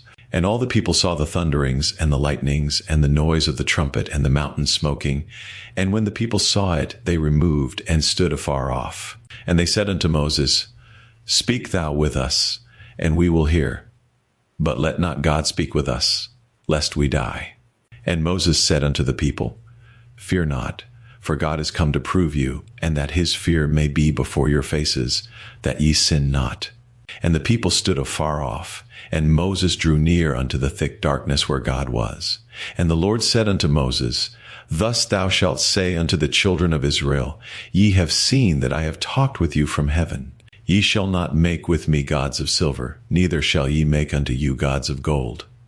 An altar of earth thou shalt make unto me, and shalt sacrifice thereon thy burnt offerings, and thy peace offerings, thy sheep, and thine oxen. In all places where I record my name I will come unto thee, and I will bless thee. And if thou wilt make me an altar of stone, thou shalt not build it of hewn stone, for if thou lift up thy tool upon it, thou hast polluted it. Neither shalt thou go up by steps unto mine altar, that thy nakedness be not discovered thereon.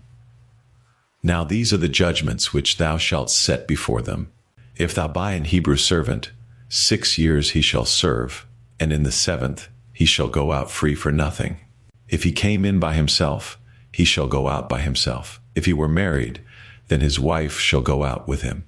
If his master have given him a wife, and she have borne him sons or daughters, the wife and her children shall be her master's, and he shall go out by himself.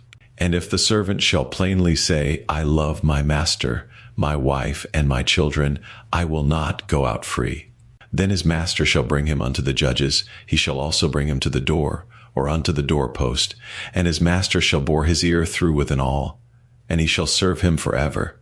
And if a man sell his daughter to be a maidservant, she shall not go out as the men servants do, if she please not her master, who hath betrothed her to himself.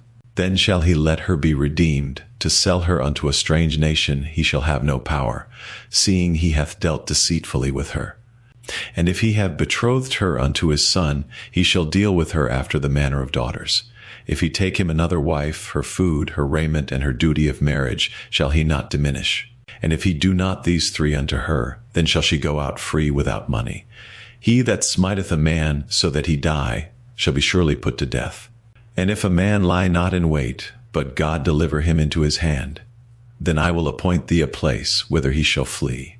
But if a man come presumptuously upon his neighbor to slay him with guile, thou shalt take him from mine altar, that he may die. And he that smiteth his father or his mother shall be surely put to death.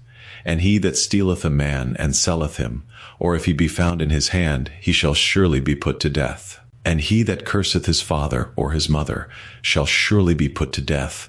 And if men strive together, and one smite another with a stone or with his fist, and he die not, but keepeth his bed, if he rise again, and walk abroad upon his staff, then shall he that smote him be quit.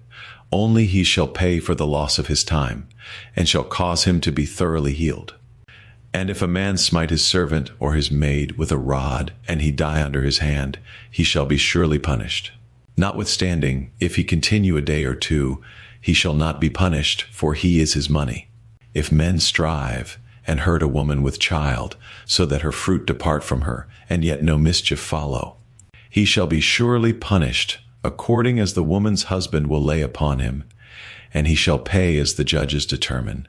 And if any mischief follow, then thou shalt give life for life, eye for eye, tooth for tooth, hand for hand, foot for foot, burning for burning, wound for wound, stripe for stripe. And if a man smite the eye of his servant, or the eye of his maid, that it perish, he shall let him go free for his eye's sake. And if he smite out his manservant's tooth, or his maidservant's tooth, he shall let him go free for his tooth's sake. If an ox gore a man or a woman, that they die, then the ox shall be surely stoned, and his flesh shall not be eaten, but the owner of the ox shall be quit. But if the ox were wont to push with his horn in time past, and it hath been testified to his owner, and he hath not kept him in, but that he hath killed a man or a woman, the ox shall be stoned, and his owner also shall be put to death. If there be laid on him a sum of money, then he shall give for the ransom of his life whatsoever is laid upon him, whether he have gored a son or have gored a daughter. According to this judgment shall it be done unto him. If the ox shall push a manservant or a maidservant, he shall give unto their master 30 shekels of silver, and the ox shall be stoned. And if a man shall open a pit, or if a man shall dig a pit, and not cover it, and an ox or an ass fall therein, the owner of the pit shall make it good, and give money unto the owner of them, and the dead beast shall be his. And if one man's ox hurt another's, that he die, then they shall sell the live ox, and divide the money of it, and the dead ox also they shall divide. Or if it be known that the ox hath used to push in time past, and his owner hath not kept him in, he shall surely pay ox for ox, and the dead shall be his own. If a man shall steal an ox or a sheep, and kill it, or sell it, he shall restore 5 oxen for an ox, and 4 sheep for a sheep. If a thief be found breaking up, and be smitten that he die, there shall no blood be shed for him. If the sun be risen upon him, there shall be blood shed for him, for he should make full restitution. If he have nothing, then he shall be sold for his theft. If the theft be certainly found in his hand alive, whether it be ox or ass or sheep, he shall restore double. If a man shall cause a field or vineyard to be eaten, and shall put in his beast, and shall feed in another man's field, of the best of his own field, and of the best of his own vineyard shall he make restitution. If fire break out, and catch in thorns, so that the stacks of corn, or the standing corn, or the field be consumed therewith, he that kindled the fire shall surely make restitution.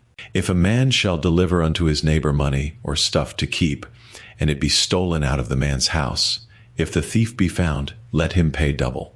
If the thief be not found, then the master of the house shall be brought unto the judges, to see whether he have put his hand unto his neighbor's goods. For all manner of trespass, whether it be for ox, for ass, for sheep, for raiment, or for any manner of lost thing, which another challengeth to be his, the cause of both parties shall come before the judges, and whom the judges shall condemn, he shall pay double unto his neighbor. If a man deliver unto his neighbor an ass, or an ox, or a sheep, or any beast to keep, and it die, or be hurt, or driven away, no man seeing it, then shall an oath of the Lord be between them both, that he hath not put his hand unto his neighbor's goods, and the owner of it shall accept thereof, and he shall not make it good. And if it be stolen from him, he shall make restitution unto the owner thereof. If it be torn in pieces, then let him bring it for witness, and he shall not make good that which was torn. And if a man borrow aught of his neighbor, and it be hurt or die, the owner thereof being not with it, he shall surely make it good. But if the owner thereof be with it, he shall not make it good. If it be an hired thing, it came for his hire. And if a man entice a maid that is not betrothed, and lie with her, he shall surely endow her to be his wife. If her father utterly refuse to give her unto him, he shall pay money according to the dowry of virgins. Thou shalt not suffer a witch to live. Whosoever lieth with a beast shall surely be put to death. He that sacrificeth unto any god, save unto the Lord only, he shall be utterly destroyed. Thou shalt neither vex a stranger nor oppress him, for ye were strangers in the land of Egypt. Ye shall not afflict any widow or fatherless child. If thou afflict them in any wise, and they cry at all unto me, I will surely hear their cry, and my wrath shall wax hot, and I will kill you with the sword, and your wives shall be widows, and your children fatherless. If thou lend money to any of my people that is poor by thee, thou shalt not be to him as an usurer, neither shalt thou lay upon him usury. If thou at all take thy neighbor's raiment to pledge, thou shalt deliver it unto him by that the sun goeth down, for that is his covering only, it is his raiment for his skin, wherein shall he sleep?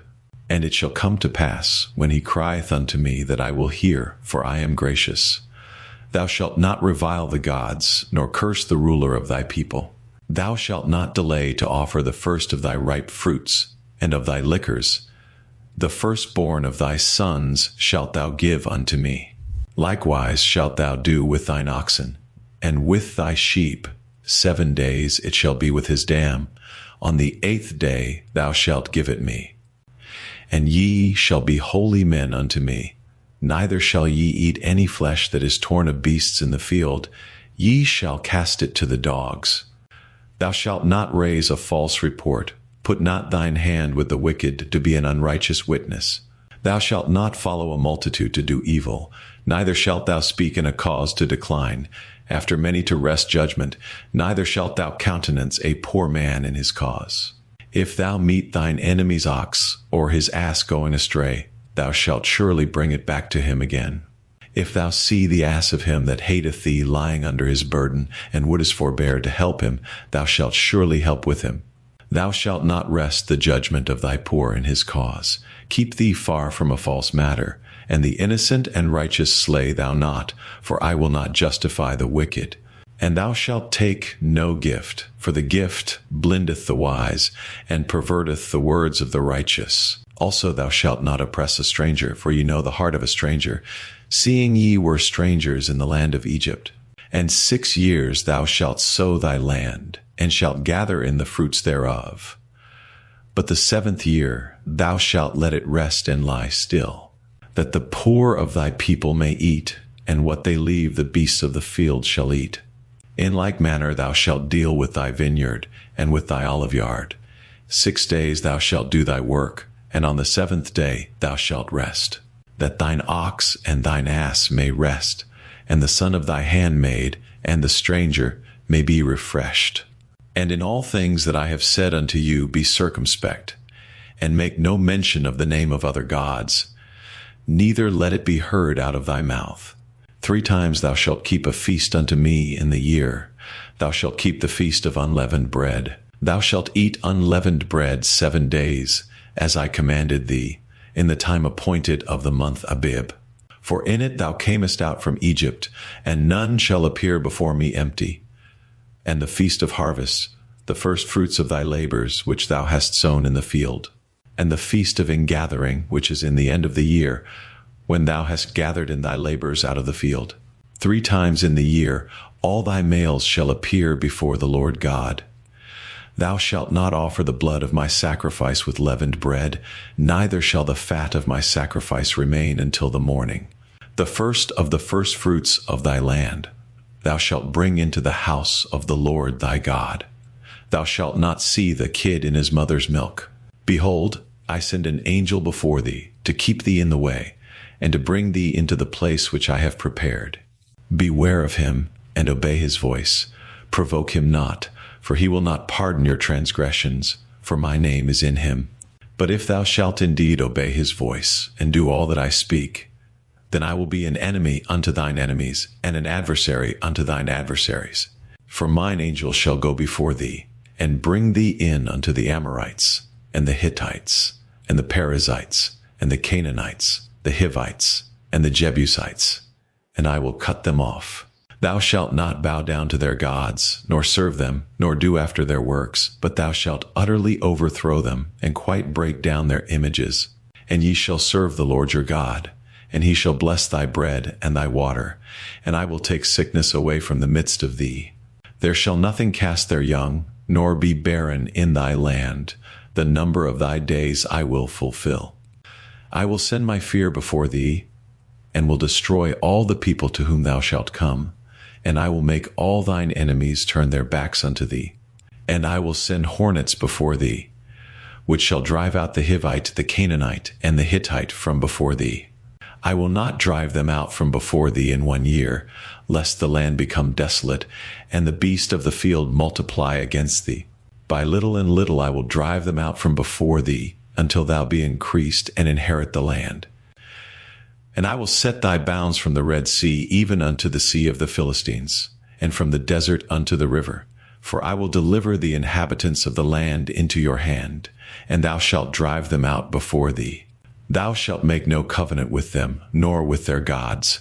They shall not dwell in thy land, lest they make thee sin against me. For if thou serve their gods, it will surely be a snare unto thee. And he said unto Moses, Come up unto the Lord, thou and Aaron, Nadab and Abihu, and 70 of the elders of Israel, and worship ye afar off. And Moses alone shall come near the Lord, but they shall not come nigh, neither shall the people go up with him. And Moses came and told the people all the words of the Lord, and all the judgments. And all the people answered with one voice, and said, All the words which the Lord hath said will we do. And Moses wrote all the words of the Lord, and rose up early in the morning, and builded an altar under the hill, and 12 pillars, according to the 12 tribes of Israel. And he sent young men of the children of Israel, which offered burnt offerings, and sacrificed peace offerings of oxen unto the Lord. And Moses took half of the blood, and put it in basins, and half of the blood he sprinkled on the altar. And he took the book of the covenant, and read in the audience of the people, and they said, All that the Lord hath said will we do, and be obedient. And Moses took the blood, and sprinkled it on the people, and said, Behold the blood of the covenant which the Lord hath made with you concerning all these words. Then went up Moses, and Aaron, Nadab, and Abihu, and 70% of the elders of Israel, and they saw the God of Israel. And there was under his feet as it were a paved work of a sapphire stone, and as it were the body of heaven in his clearness. And upon the nobles of the children of Israel he laid not his hand. Also they saw God, and did eat and drink.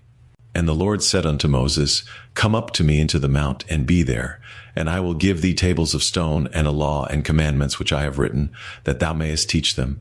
And Moses rose up, and his minister Joshua, and Moses went up into the mount of God.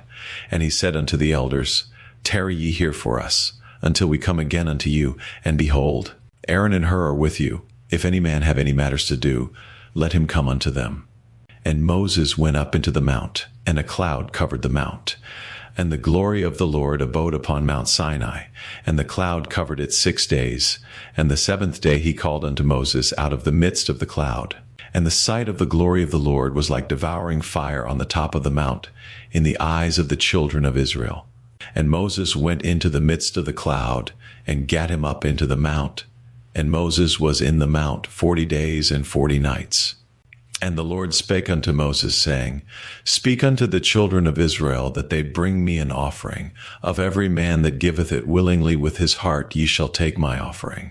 And this is the offering which ye shall take of them, gold and silver and brass and blue and purple and scarlet and fine linen and goat's hair and rams' skins dyed red and badger skins and shittim wood, oil for the light, spices for anointing oil, and for sweet incense, onyx stones and stones to be set in the ephod and in the breastplate. And let them make me a sanctuary, that I may dwell among them. according to all that I shew thee, after the pattern of the tabernacle, and the pattern of all the instruments thereof, even so shall ye make it. And they shall make an ark of shittim wood. 2 cubits and a half shall be the length thereof, and 1 cubit and a half the breadth thereof, and 1 cubit and a half the height thereof. And thou shalt overlay it with pure gold. Within and without shalt thou overlay it, and shalt make upon it a crown of gold round about. And thou shalt cast 4 rings of gold for it, and put them in the 4 corners thereof, and 2 rings shall be in the one side of it, and 2 rings in the other side of it. And thou shalt make staves of shittim wood, and overlay them with gold. And thou shalt put the staves into the rings by the sides of the ark, that the ark may be borne with them. The staves shall be in the rings of the ark, they shall not be taken from it. And thou shalt put into the ark the testimony which I shall give thee. And thou shalt make a mercy seat of pure gold. 2 cubits and a half shall be the length thereof, and 1 cubit and a half the breadth thereof. And thou shalt make 2 cherubims of gold. Of beaten work shalt thou make them in the 2 ends of the mercy seat. And make 1 cherub on the one end, and the other cherub on the other end. Even of the mercy seat shall ye make the cherubims on the 2 ends thereof. And the cherubims shall stretch forth their wings on high, covering the mercy seat with their wings, and their faces shall look one to another. Toward the mercy seat shall the faces of the cherubims be. And thou shalt put the mercy seat above upon the ark. And in the ark thou shalt put the testimony that I shall give thee. And there I will meet with thee. And I will commune with thee from above the mercy seat, from between the 2 cherubims which are upon the ark of the testimony. Of all things which I will give thee in commandment unto the children of Israel. Thou shalt also make a table of shittim wood. 2 cubits shall be the length thereof, and 1 cubit the breadth thereof, and 1 cubit and a half the height thereof. And thou shalt overlay it with pure gold, and make thereto a crown of gold round about.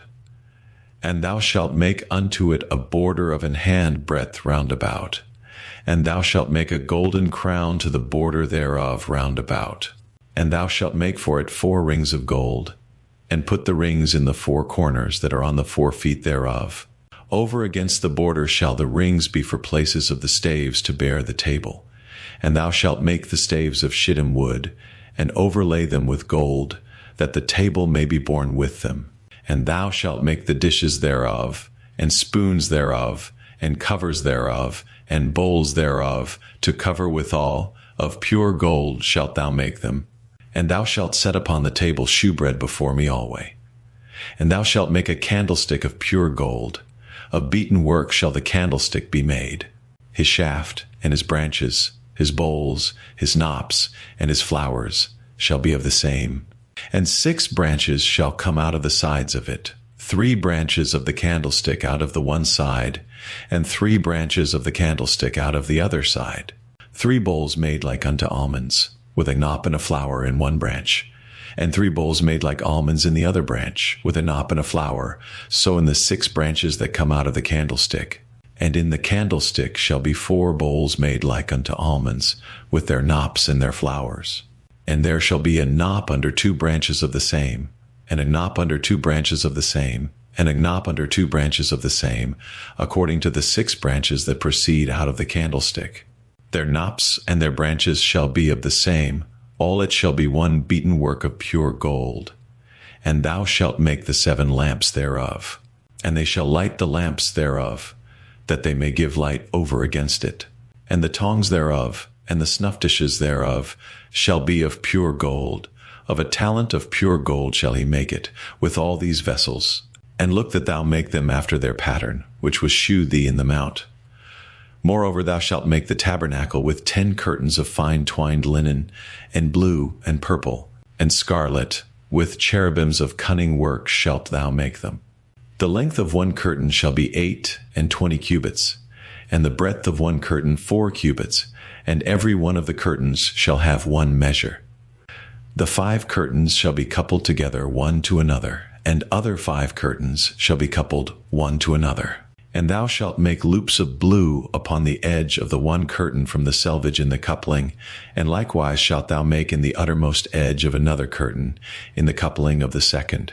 50 loops shalt thou make in the one curtain, and 50 loops shalt thou make in the edge of the curtain that is in the coupling of the second, that the loops may take hold one of another. And thou shalt make 50 taches of gold, and couple the curtains together with the taches, and it shall be one tabernacle.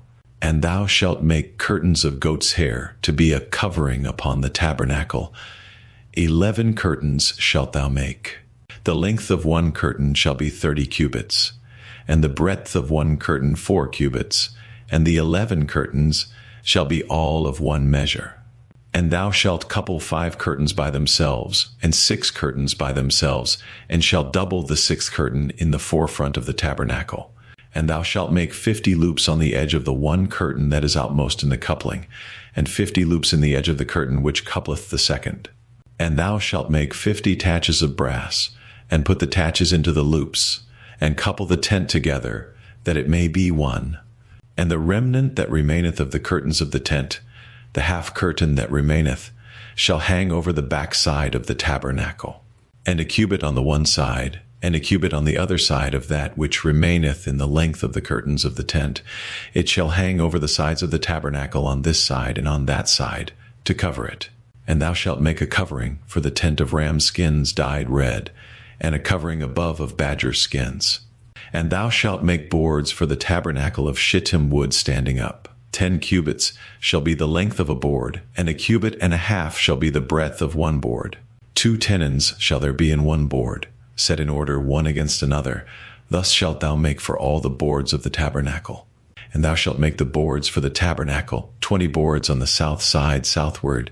And thou shalt make 40 sockets of silver under the 20 boards, 2 sockets under one board for his 2 tenons, and 2 sockets under another board for his 2 tenons. And for the second side of the tabernacle on the north side there shall be 20 boards, and there 40 sockets of silver, 2 sockets under one board, and 2 sockets under another board. And for the sides of the tabernacle westward thou shalt make 6 boards. And 2 boards shalt thou make for the corners of the tabernacle in the 2 sides, and they shall be coupled together beneath, and they shall be coupled together above the head of it unto one ring. Thus shall it be for them both. They shall be for the 2 corners. And they shall be 8 boards, and their sockets of silver, 16 sockets, 2 sockets under one board, and 2 sockets under another board. And thou shalt make bars of shittim wood, 5 for the boards of the one side of the tabernacle, and 5 bars for the boards of the other side of the tabernacle, and 5 bars for the boards of the side of the tabernacle, for the 2 sides westward. And the middle bar in the midst of the boards shall reach from end to end. And thou shalt overlay the boards with gold, and make their rings of gold for places for the bars. And thou shalt overlay the bars with gold. And thou shalt rear up the tabernacle according to the fashion thereof, which was shewed thee in the mount. And thou shalt make a veil of blue and purple and scarlet and fine twined linen of cunning work. With cherubims shall it be made. And thou shalt hang it upon 4 pillars of shittim wood overlaid with gold. Their hooks shall be of gold, upon the 4 sockets of silver. And thou shalt hang up the veil under the taches, that thou mayest bring in thither within the veil the ark of the testimony.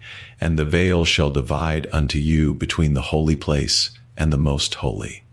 And thou shalt put the mercy seat upon the ark of the testimony in the most holy place. And thou shalt set the table without the veil, and the candlestick over against the table on the side of the tabernacle toward the south, and thou shalt put the table on the north side. And thou shalt make an hanging for the door of the tent, of blue, and purple, and scarlet, and fine twined linen, wrought with needlework. And thou shalt make for the hanging 5 pillars of shittim wood, and overlay them with gold, and their hooks shall be of gold. And thou shalt cast 5 sockets of brass for them. And thou shalt make an altar of shittim wood, 5 cubits long and 5 cubits broad. The altar shall be foursquare, and the height thereof shall be 3 cubits. And thou shalt make the horns of it upon the 4 corners thereof. His horns shall be of the same, and thou shalt overlay it with brass. And thou shalt make his pans to receive his ashes, and his shovels, and his basins, and his flesh hooks, and his firepans. All the vessels thereof thou shalt make of brass. And thou shalt make for it a grate of network of brass. And upon the net shalt thou make 4 brasen rings in the 4 corners thereof. And thou shalt put it under the compass of the altar beneath, that the net may be even to the midst of the altar. And thou shalt make staves for the altar, staves of shittim wood, and overlay them with brass. And the staves shall be put into the rings, and the staves shall be upon the 2 sides of the altar to bear it. Hollow with boards shalt thou make it, as it was shewed thee in the mount, so shall they make it. And thou shalt make the court of the tabernacle. For the south side southward there shall be hangings for the cord of fine twined linen of 100 cubits long for one side. And the 20 pillars thereof and their 20 sockets shall be of brass. The hooks of the pillars and their fillets shall be of silver. And likewise for the north side in length there shall be hangings of 100 cubits long, and his 20 pillars and their 20 sockets of brass. The hooks of the pillars and their fillets of silver. And for the breadth of the court on the west side shall be hangings of 50 cubits, their pillars 10, and their sockets 10. And the breadth of the court on the east side eastward shall be 50 cubits. The hangings of one side of the gate shall be 15 cubits, their pillars 3, and their sockets 3. And on the other side shall be hangings 15 cubits, their pillars 3, and their sockets 3. And for the gate of the court shall be an hanging of 20 cubits, of blue, and purple, and scarlet, and fine twined linen, wrought with needlework. And their pillars shall be 4, and their sockets 4. All the pillars round about the court shall be filleted with silver. Their hooks shall be of silver, and their sockets of brass. The length of the court shall be 100 cubits, and the breadth 50 everywhere, and the height 5 cubits of fine twined linen, and their sockets of brass. All the vessels of the tabernacle and all the service thereof, and all the pins thereof, and all the pins of the court shall be of brass. And thou shalt command the children of Israel that they bring thee pure oil olive beaten for the light, to cause the lamp to burn always.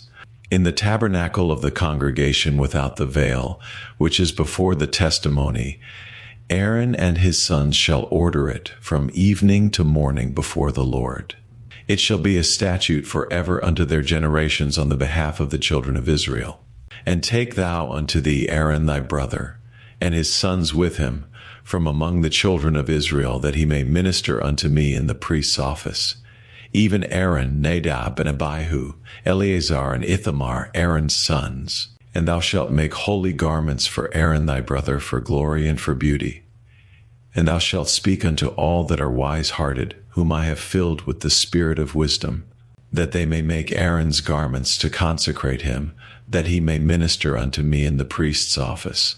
And these are the garments which they shall make: a breastplate, and an ephod, and a robe, and a broidered coat, a mitre, and a girdle. And they shall make holy garments for Aaron thy brother and his sons, that he may minister unto me in the priest's office. And they shall take gold, and blue, and purple, and scarlet, and fine linen. And they shall make the ephod of gold, of blue, and of purple, of scarlet, and fine twined linen, with cunning work.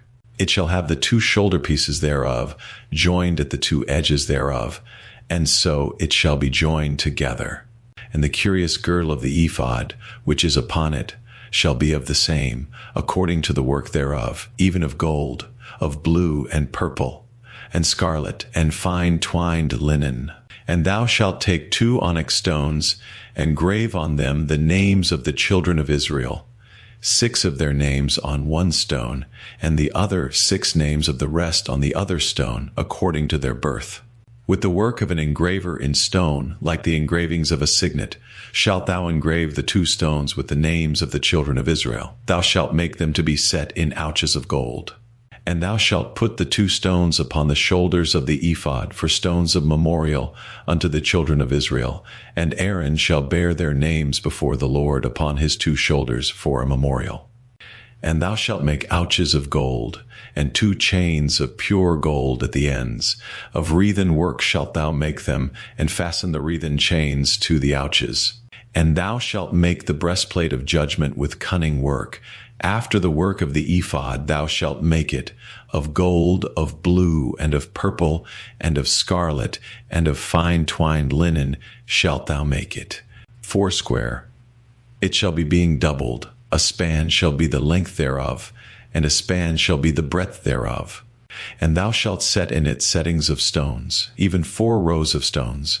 The first row shall be a sardius, a topaz, and a carbuncle. This shall be the first row. And the second row shall be an emerald, a sapphire, and a diamond. And the third row a ligure, an agate, and an amethyst. And the fourth row a beryl, and an onyx, and a jasper. They shall be set in gold in their enclosings. And the stones shall be with the names of the children of Israel. 12 according to their names, like the engravings of a signet, every one with his name shall they be according to the 12 tribes. And thou shalt make upon the breastplate chains at the ends of wreathen work of pure gold. And thou shalt make upon the breastplate 2 rings of gold, and shalt put the 2 rings on the 2 ends of the breastplate. And thou shalt put the 2 wreathen chains of gold in the 2 rings which are on the ends of the breastplate. And the other 2 ends of the 2 wreathen chains thou shalt fasten in the 2 ouches, and put them on the shoulder pieces of the ephod before it. And thou shalt make 2 rings of gold, and thou shalt put them upon the 2 ends of the breastplate in the border thereof, which is in the side of the ephod inward. And 2 other rings of gold thou shalt make, and shalt put them on the 2 sides of the ephod underneath, toward the forepart thereof, over against the other coupling thereof, above the curious girdle of the ephod. And they shall bind the breastplate by the rings thereof unto the rings of the ephod with a lace of blue, that it may be above the curious girdle of the ephod, and that the breastplate be not loosed from the ephod. And Aaron shall bear the names of the children of Israel in the breastplate of judgment upon his heart, when he goeth in unto the holy place, for a memorial before the Lord continually. And thou shalt put in the breastplate of judgment the Urim and the Thummim, and they shall be upon Aaron's heart, when he goeth in before the Lord. And Aaron shall bear the judgment of the children of Israel upon his heart before the Lord continually. And thou shalt make the robe of the ephod all of blue, and there shall be an hole in the top of it, in the midst thereof. It shall have a binding of woven work round about the whole of it, as it were the hole of an habergeon, that it be not rent. And beneath upon the hem of it thou shalt make pomegranates of blue, and of purple, and of scarlet, round about the hem thereof, and bells of gold between them round about, a golden bell and a pomegranate, a golden bell and a pomegranate, upon the hem of the robe round about. And it shall be upon Aaron to minister, and his sound shall be heard when he goeth in unto the holy place before the Lord, and when he cometh out, that he die not. And thou shalt make a plate of pure gold, and grave upon it, like the engravings of a signet, holiness to the Lord. And thou shalt put it on a blue lace, that it may be upon the mitre, upon the forefront of the mitre it shall be. And it shall be upon Aaron's forehead, that Aaron may bear the iniquity of the holy things, which the children of Israel shall hallow in all their holy gifts. And it shall be always upon his forehead, that they may be accepted before the Lord. And thou shalt embroider the coat of fine linen, and thou shalt make the mitre of fine linen, and thou shalt make the girdle of needlework. And for Aaron's sons thou shalt make coats, and thou shalt make for them girdles, and bonnets shalt thou make for them, for glory and for beauty. And thou shalt put them upon Aaron thy brother, and his sons with him, and shalt anoint them, and consecrate them, and sanctify them, that they may minister unto me in the priest's office. And thou shalt make them linen breeches to cover their nakedness. From the loins even unto the thighs they shall reach. And they shall be upon Aaron, and upon his sons, when they come in unto the tabernacle of the congregation, or when they come near unto the altar to minister in the holy place, that they bear not iniquity, and die. It shall be a statute forever unto him, and his seed after him. And this is the thing that thou shalt do unto them, to hallow them, to minister unto me in the priest's office. Take 1 young bullock, and 2 rams without blemish, and unleavened bread, and cakes unleavened tempered with oil, and wafers unleavened anointed with oil, of wheaten flour shalt thou make them. And thou shalt put them into 1 basket, and bring them in the basket, with the bullock and the 2 rams, And Aaron and his sons thou shalt bring unto the door of the tabernacle of the congregation, and shalt wash them with water. And thou shalt take the garments, and put upon Aaron the coat, and the robe of the ephod, and the breastplate, and gird him with the curious girdle of the ephod. And thou shalt put the mitre upon his head, and put the holy crown upon the mitre. Then shalt thou take the anointing oil, and pour it upon his head, and anoint him. And thou shalt bring his sons, and put coats upon them, and thou shalt gird them with girdles, Aaron and his sons, and put the bonnets on them, and the priest's office shall be theirs for a perpetual statute. And thou shalt consecrate Aaron and his sons. And thou shalt cause a bullock to be brought before the tabernacle of the congregation, and Aaron and his sons shall put their hands upon the head of the bullock. And thou shalt kill the bullock before the Lord, by the door of the tabernacle of the congregation. And thou shalt take of the blood of the bullock, and put it upon the horns of the altar with thy finger, and pour all the blood beside the bottom of the altar. And thou shalt take all the fat that covereth the inwards, and the caul that is above the liver, and the 2 kidneys, and the fat that is upon them, and burn them upon the altar. But the flesh of the bullock, and his skin, and his dung, shalt thou burn with fire without the camp. It is a sin offering. Thou shalt also take 1 ram, and Aaron and his sons shall put their hands upon the head of the ram. And thou shalt slay the ram, and thou shalt take his blood, and sprinkle it round about upon the altar. And thou shalt cut the ram in pieces, and wash the inwards of him and his legs, and put them unto his pieces and unto his head. And thou shalt burn the whole ram upon the altar. It is a burnt offering unto the Lord. It is a sweet savor, an offering made by fire unto the Lord. And thou shalt take the other ram, and Aaron and his sons shall put their hands upon the head of the ram. Then shalt thou kill the ram, and take of his blood, and put it upon the tip of the right ear of Aaron, and upon the tip of the right ear of his sons, and upon the thumb of their right hand, and upon the great toe of their right foot, and sprinkle the blood upon the altar round about. And thou shalt take of the blood that is upon the altar, and of the anointing oil, and sprinkle it upon Aaron, and upon his garments, and upon his sons, and upon the garments of his sons with him.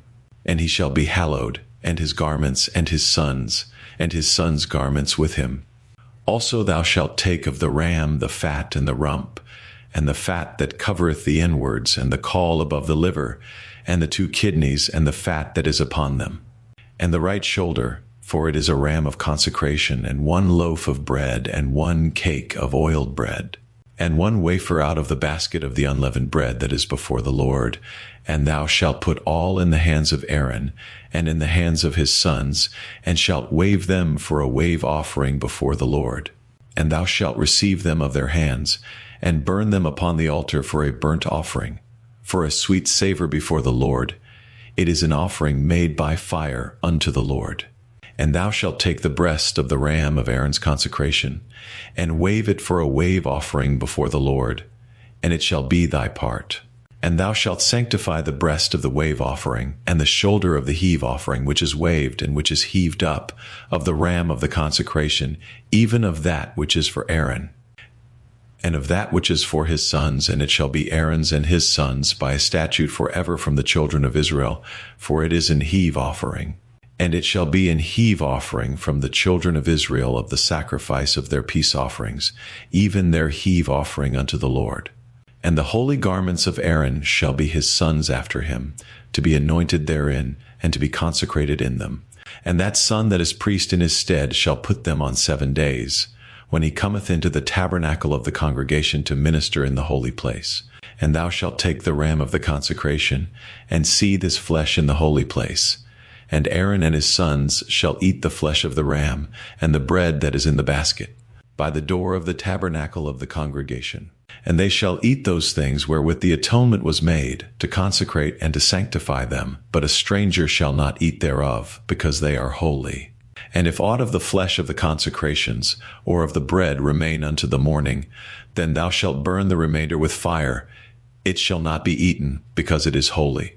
And thus shalt thou do unto Aaron, and to his sons, according to all things which I have commanded thee. 7 days shalt thou consecrate them, and thou shalt offer every day a bullock for a sin offering for atonement. and thou shalt cleanse the altar, when thou hast made an atonement for it, and thou shalt anoint it to sanctify it. 7 days thou shalt make an atonement for the altar, and sanctify it, and it shall be an altar most holy. Whatsoever toucheth the altar shall be holy. Now this is that which thou shalt offer upon the altar, 2 lambs of the first year, day by day continually. The one lamb thou shalt offer in the morning, and the other lamb thou shalt offer at even. And with the one lamb 1/10 deal of flour mingled with the 4th part of an hin of beaten oil, and the 4th part of an hin of wine for a drink offering.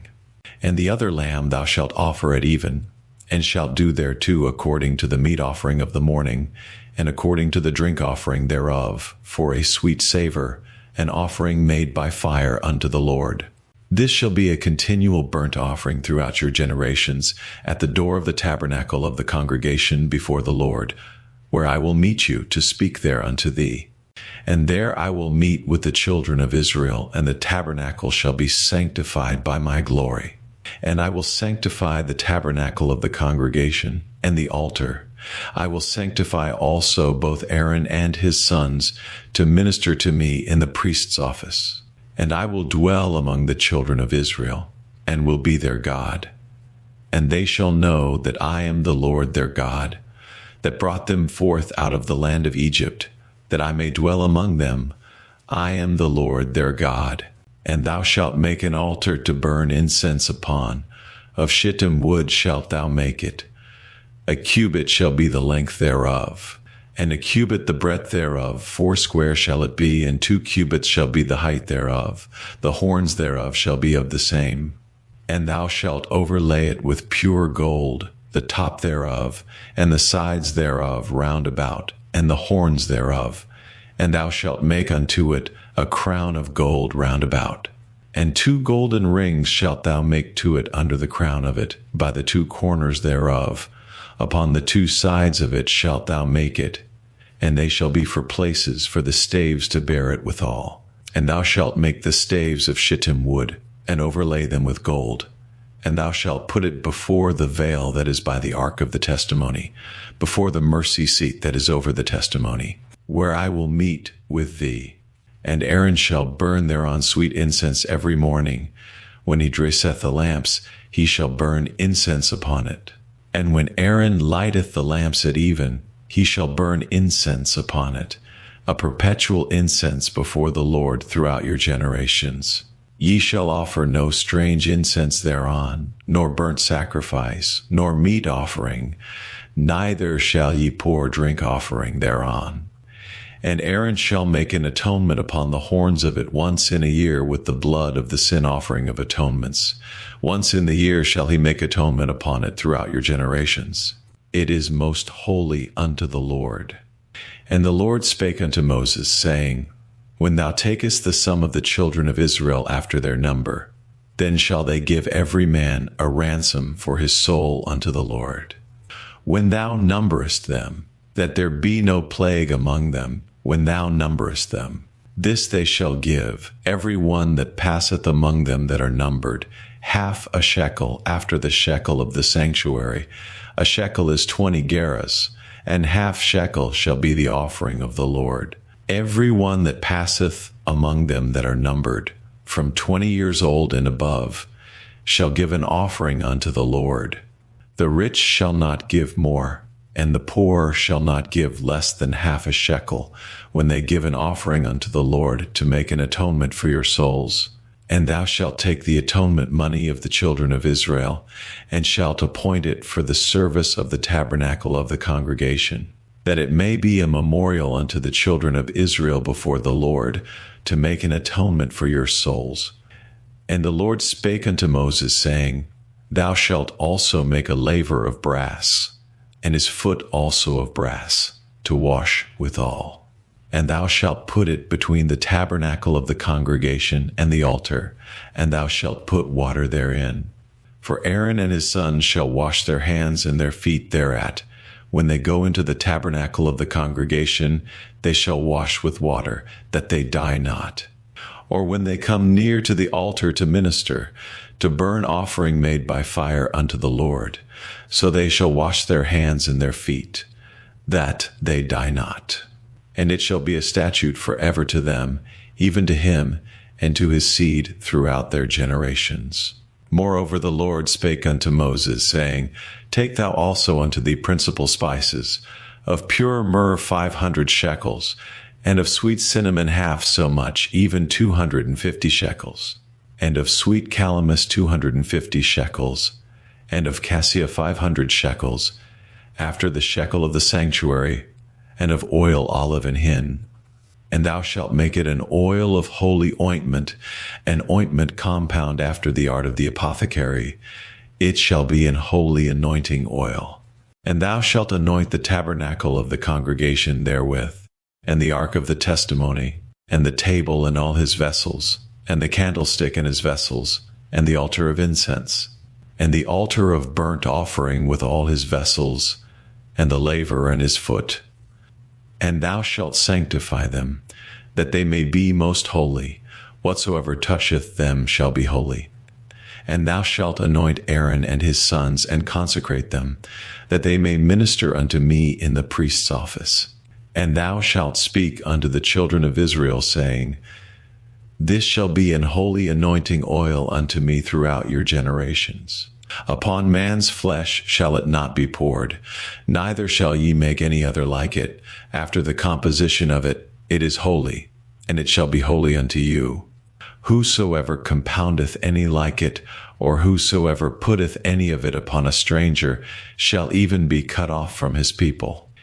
And the Lord said unto Moses, Take unto thee sweet spices, stacte, and onycha, and galbanum, these sweet spices with pure frankincense. Of each shall there be a like weight, and thou shalt make it a perfume, a confection after the art of the apothecary, tempered together, pure and holy. And thou shalt beat some of it very small, and put of it before the testimony in the tabernacle of the congregation, where I will meet with thee. It shall be unto you most holy. And as for the perfume which thou shalt make, ye shall not make to yourselves according to the composition thereof. It shall be unto thee holy for the Lord. Whosoever shall make like unto that, to smell thereto, shall even be cut off from his people. And the Lord spake unto Moses, saying, See, I have called by name Bezaleel the son of Uri, the son of Hur, of the tribe of Judah. And I have filled him with the Spirit of God, in wisdom, and in understanding, and in knowledge, and in all manner of workmanship, to devise cunning works, to work in gold, and in silver, and in brass, and in cutting of stones, to set them, and in carving of timber, to work in all manner of workmanship. And I, behold, I have given with him Aholiab, the son of Ahisamach, of the tribe of Dan, and in the hearts of all that are wise-hearted I have put wisdom, that they may make all that I have commanded thee, the tabernacle of the congregation, and the ark of the testimony, and the mercy seat that is thereupon, and all the furniture of the tabernacle, and the table and his furniture, and the pure candlestick with all his furniture, and the altar of incense, and the altar of burnt offering with all his furniture, and the laver and his foot, and the cloths of service, and the holy garments for Aaron the priest, and the garments of his sons, to minister in the priest's office, and the anointing oil, and sweet incense for the holy place, according to all that I have commanded thee shall they do. And the Lord spake unto Moses, saying, Speak thou also unto the children of Israel, saying, Verily my Sabbaths ye shall keep, for it is a sign between me and you throughout your generations, that ye may know that I am the Lord that doth sanctify you. Ye shall keep the Sabbath therefore, for it is holy unto you. Every one that defileth it shall surely be put to death.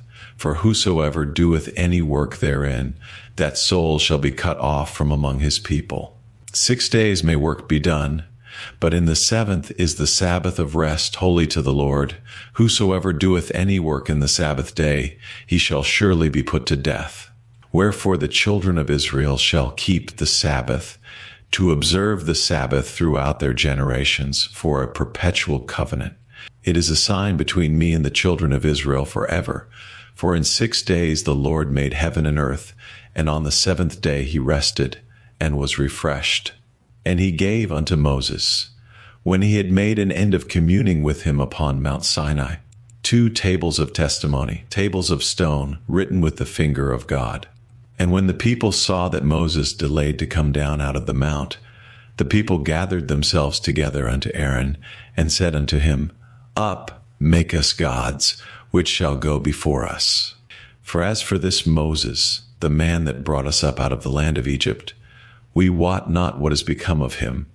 And Aaron said unto them, Break off the golden earrings, which are in the ears of your wives, of your sons, and of your daughters, and bring them unto me.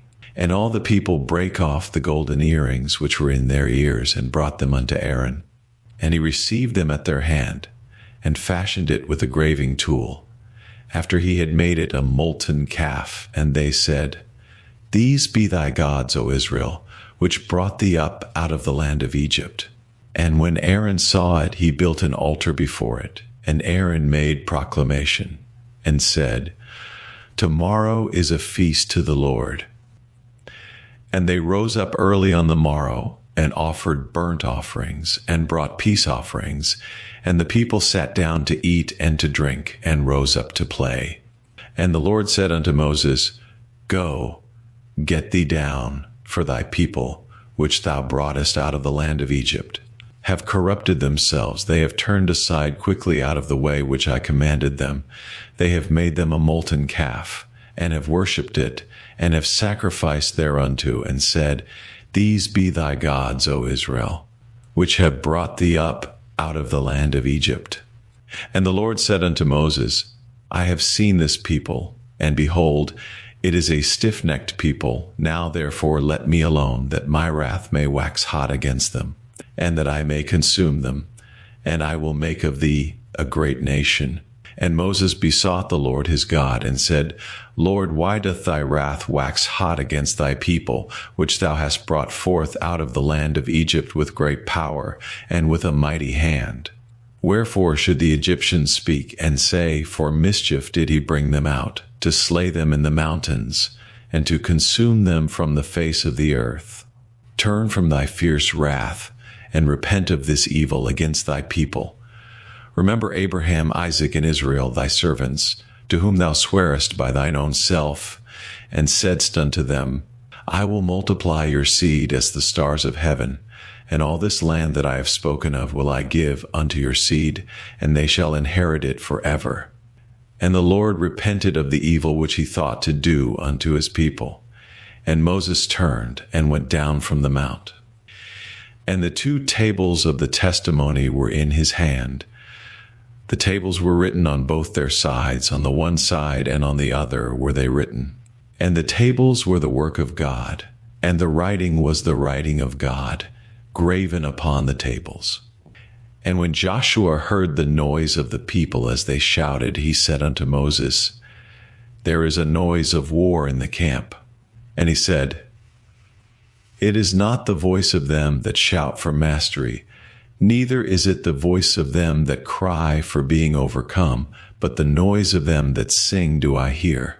And it came to pass, as soon as he came nigh unto the camp, that he saw the calf and the dancing, and Moses' anger waxed hot.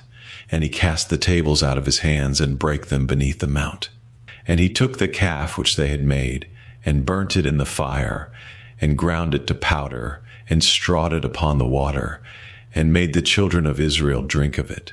And Moses said unto Aaron, What did this people unto thee, that thou hast brought so great a sin upon them? And Aaron said, Let not the anger of my Lord wax hot. Thou knowest the people, that they are set on mischief. For they said unto me, Make us gods, which shall go before us. For as for this Moses, the man that brought us up out of the land of Egypt, we wot not what is become of him. And I said unto them, Whosoever hath any gold, let them break it off. So they gave it me. Then I cast it into the fire, and there came out this calf. And when Moses saw that the people were naked, for Aaron had made them naked unto their shame among their enemies, then Moses stood in the gate of the camp and said, Who is on the Lord's side? Let him come unto me.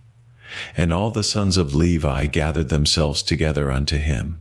And he said unto them, Thus saith the Lord God of Israel, Put every man his sword by his side, and go in and out from gate to gate throughout the camp, and slay every man his brother, and every man his companion, and every man his neighbor. And the children of Levi did according to the word of Moses. And there fell of the people that day about 3,000 men. For Moses had said, Consecrate yourselves today to the Lord, even every man upon his son and upon his brother, that he may bestow upon you a blessing this day. And it came to pass on the morrow, that Moses said unto the people, Ye have sinned a great sin, and now I will go up unto the Lord. Peradventure I shall make an atonement for your sin. And Moses returned unto the Lord and said, O this people have sinned a great sin, and have made them gods of gold. Yet now, if thou wilt forgive their sin, and if not, blot me, I pray thee, out of thy book which thou hast written. And the Lord said unto Moses, Whosoever hath sinned against me, him will I blot out of my book. Therefore now go, lead the people unto the place of which I have spoken unto thee. Behold, mine angel shall go before thee. Nevertheless, in the day when I visit, I will visit their sin upon them. And the Lord plagued the people because they made the calf which Aaron made. And the Lord said unto Moses, Depart, and go up hence, thou and the people which thou hast brought up out of the land of Egypt, unto the land which I swear unto Abraham, to Isaac, and to Jacob, saying, Unto thy seed will I give it, and I will send an angel before thee. And I will drive out the Canaanite, the Amorite, and the Hittite, and the Perizzite, the Hivite, and the Jebusite, unto a land flowing with milk and honey, for I will not go up in the midst of thee, for thou art a stiff-necked people, lest I consume thee in the way. And when the people heard these evil tidings, they mourned, and no man did put on him his ornaments. For the Lord had said unto Moses, Say unto the children of Israel, Ye are a stiff-necked people. I will come up into the midst of thee in a moment, and consume thee. Therefore now put off thy ornaments from thee, that I may know what to do unto thee. And the children of Israel stripped themselves of their ornaments by the Mount Horeb. And Moses took the tabernacle, and pitched it without the camp, afar off from the camp, and called it the tabernacle of the congregation. And it came to pass, that every one which sought the Lord went out unto the tabernacle of the congregation, which was without the camp. And it came to pass, when Moses went out unto the tabernacle, that all the people rose up, and stood every man at his tent door, and looked after Moses, until he was gone into the tabernacle. And it came to pass, as Moses entered into the tabernacle, the cloudy pillar descended, and stood at the door of the tabernacle, and the Lord talked with Moses. And all the people saw the cloudy pillar stand at the tabernacle door. And all the people rose up and worshipped, every man in his tent door. And the Lord spake unto Moses face to face, as a man speaketh unto his friend. And he turned again into the camp, but his servant Joshua the son of Nun, a young man, departed not out of the tabernacle. And Moses said unto the Lord, See, thou sayest unto me, Bring up this people, and thou hast not let me know whom thou wilt send with me. Yet thou hast said, I know thee by name, and thou hast also found grace in my sight.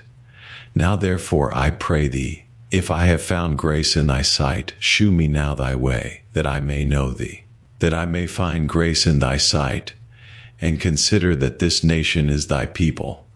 And he said, My presence shall go with thee, and I will give thee rest. And he said unto him, If thy presence go not with me, carry us not up hence. For wherein shall it be known here that I and thy people have found grace in thy sight? Is it not in that thou goest with us? So shall we be separated, I and thy people, from all the people that are upon the face of the earth. And the Lord said unto Moses, I will do this thing also that thou hast spoken, for thou hast found grace in my sight, and I know thee by name. And he said, I beseech thee, shew me thy glory. And he said, I will make all my goodness pass before thee, and I will proclaim the name of the Lord before thee, and will be gracious to whom I will be gracious, and will shew mercy on whom I will shew mercy. And he said, Thou canst not see my face, for there shall no man see me and live. And the Lord said, Behold, there is a place by me, and thou shalt stand upon a rock. And it shall come to pass, while my glory passeth by, that I will put thee in a cleft of the rock, and will cover thee with my hand while I pass by, and I will take away mine hand. And thou shalt see my back parts, but my face shall not be seen. And the Lord said unto Moses, Hew thee 2 tables of stone like unto the first, and I will write upon these tables the words that were in the first tables, which thou breakest. And be ready in the morning, and come up in the morning unto Mount Sinai, and present thyself there to me in the top of the mount. And no man shall come up with thee, neither let any man be seen throughout all the mount, neither let the flocks nor herds feed before that mount. And he hewed 2 tables of stone like unto the first. And Moses rose up early in the morning, and went up unto Mount Sinai, as the Lord had commanded him, and took in his hand the 2 tables of stone. And the Lord descended in the cloud, and stood with him there, and proclaimed the name of the Lord. And the Lord passed by before him, and proclaimed, The Lord God, merciful and gracious, long-suffering, and abundant in goodness and truth, keeping mercy for thousands, forgiving iniquity and transgression and sin. And that will by no means clear the guilty, visiting the iniquity of the fathers upon the children, and upon the children's children, unto the 3rd and to the 4th generation. And Moses made haste, and bowed his head toward the earth, and worshipped. And he said, If now I have found grace in thy sight, O Lord, let my Lord, I pray thee, go among us, for it is a stiff-necked people, and pardon our iniquity and our sin, and take us for thine inheritance. And he said, Behold, I make a covenant. Before all thy people I will do marvels, such as have not been done in all the earth, nor in any nation. And all the people among which thou art shall see the work of the Lord, for it is a terrible thing that I will do with thee. Observe thou that which I command thee this day. Behold, I drive out before thee the Amorite, and the Canaanite, and the Hittite, and the Perizzite, and the Hivite, and the Jebusite. Take heed to thyself, lest thou make a covenant with the inhabitants of the land whither thou goest, lest it be for a snare in the midst of thee. But ye shall destroy their altars, break their images, and cut down their groves. For thou shalt worship no other God, for the Lord, whose name is jealous, is a jealous God, lest thou make a covenant with the inhabitants of the land, and they go a-whoring after their gods, and do sacrifice unto their gods, and one call thee. And thou eat of his sacrifice, and thou take of their daughters unto thy sons, and their daughters go a-whoring after their gods, and make thy sons go a-whoring after their gods. Thou shalt make thee no molten gods. The feast of unleavened bread shalt thou keep. 7 days thou shalt eat unleavened bread, as I commanded thee. In the time of the month Abib, for in the month Abib thou camest out from Egypt. All that openeth the matrix is mine, and every firstling among thy cattle, whether ox or sheep, that is male. But the firstling of an ass thou shalt redeem with a lamb, and if thou redeem him not, then shalt thou break his neck. All the firstborn of thy sons thou shalt redeem, and none shall appear before me empty. 6 days thou shalt work, but on the 7th day thou shalt rest. In earing time and in harvest thou shalt rest, and thou shalt observe the feast of weeks, of the first fruits of wheat harvest, and the feast of ingathering at the year's end. Thrice in the year shall all your men, children appear before the Lord God, the God of Israel. For I will cast out the nations before thee, and enlarge thy borders. Neither shall any man desire thy land, when thou shalt go up to appear before the Lord thy God thrice in the year. Thou shalt not offer the blood of my sacrifice with leaven, neither shall the sacrifice of the feast of the Passover be left unto the morning. The first of the firstfruits of thy land thou shalt bring unto the house of the Lord thy God. Thou shalt not see the kid in his mother's milk.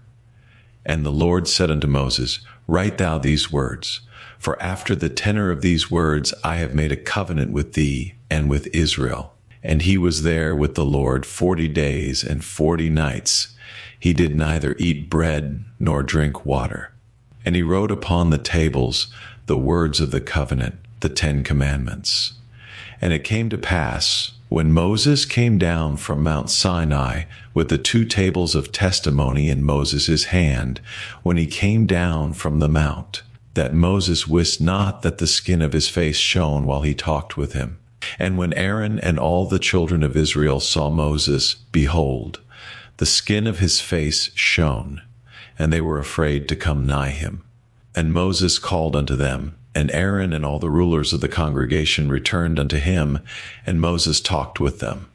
And afterward all the children of Israel came nigh, and he gave them in commandment all that the Lord had spoken with him in Mount Sinai. Until Moses had done speaking with them, he put a veil on his face.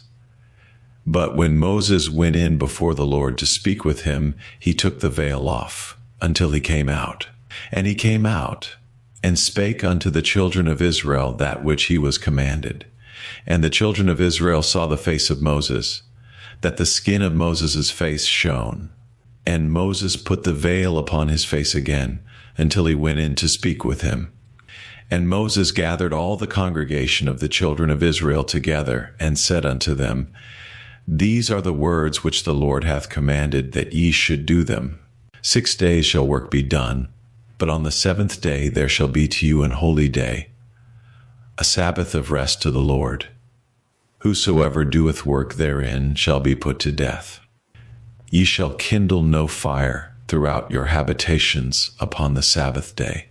And Moses spake unto all the congregation of the children of Israel, saying, This is the thing which the Lord commanded, saying, Take ye from among you an offering unto the Lord. Whosoever is of a willing heart, let him bring it, an offering of the Lord, gold and silver, and brass, and blue, and purple, and scarlet, and fine linen, and goat's hair, and ram's skins dyed red, and badger's skins, and shittim wood, and oil for the light, and spices for anointing oil, and for the sweet incense, and onyx stones, and stones to be set for the ephod, and for the breastplate.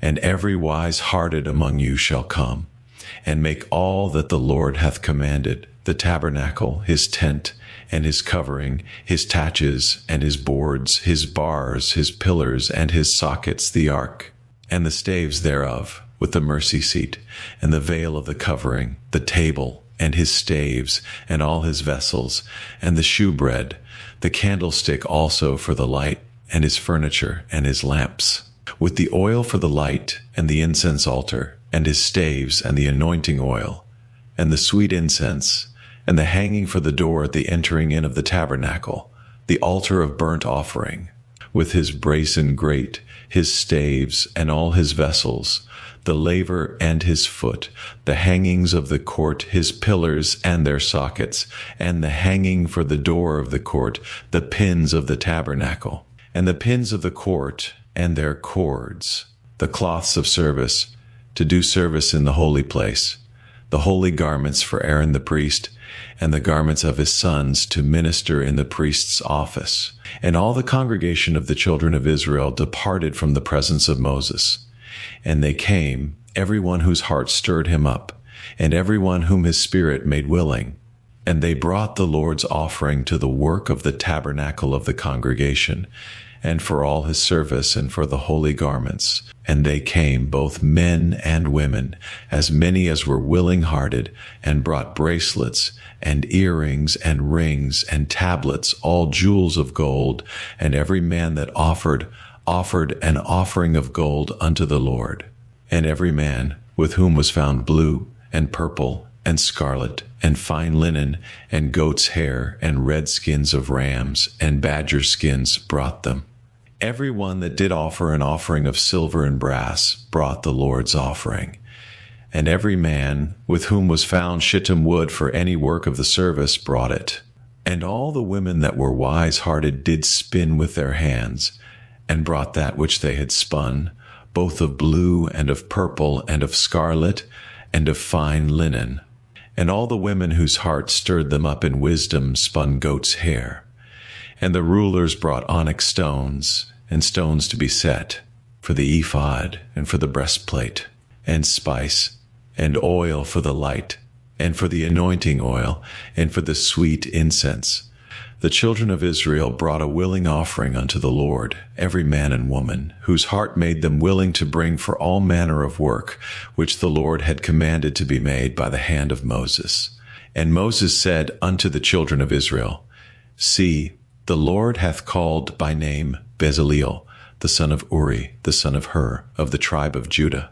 And he hath filled him with the Spirit of God, in wisdom, in understanding, and in knowledge, and in all manner of workmanship, and to devise curious works, to work in gold, and in silver, and in brass, and in the cutting of stones, to set them, and in carving of wood, to make any manner of cunning work. And he hath put in his heart that he may teach, both he and Aholiab, the son of Ahisamach, of the tribe of Dan. Them hath he filled with wisdom of heart, to work all manner of work, of the engraver, and of the cunning workman, and of the embroiderer, in blue and in purple, in scarlet, and in fine linen, and of the weaver, even of them that do any work, and of those that devise cunning work. Then wrought Bezaleel and Aholiab, and every wise-hearted man, in whom the Lord put wisdom and understanding, to know how to work all manner of work for the service of the sanctuary, according to all that the Lord had commanded. And Moses called Bezaleel and Aholiab, and every wise-hearted man, in whose heart the Lord had put wisdom, even every one whose heart stirred him up to come unto the work to do it. And they received of Moses all the offering, which the children of Israel had brought for the work of the service of the sanctuary, to make it withal. And they brought yet unto him free offerings every morning. And all the wise men that wrought all the work of the sanctuary came every man from his work which they made. And they spake unto Moses, saying, The people bring much more than enough for the service of the work which the Lord commanded to make. And Moses gave commandment, and they caused it to be proclaimed throughout the camp, saying, Let neither man nor woman make any more work for the offering of the sanctuary.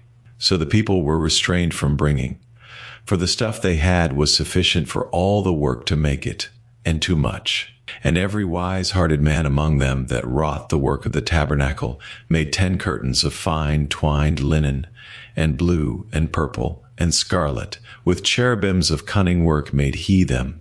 The length of one curtain was 28 cubits, and the breadth of one curtain 4 cubits. The curtains were all of one size.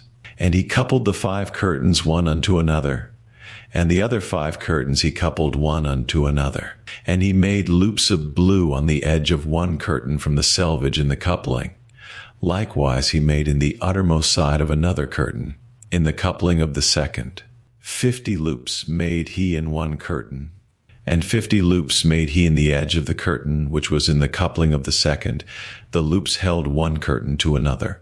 And he made 50 taches of gold, and coupled the curtains one unto another with the taches, so it became one tabernacle. And he made curtains of goat's hair for the tent over the tabernacle. 11 curtains he made them. The length of one curtain was 30 cubits, and 4 cubits was the breadth of one curtain. The 11 curtains were of one size. And he coupled 5 curtains by themselves, and 6 curtains by themselves. And he made 50 loops upon the uttermost edge of the curtain in the coupling. And 50 loops made he upon the edge of the curtain which coupleth the second.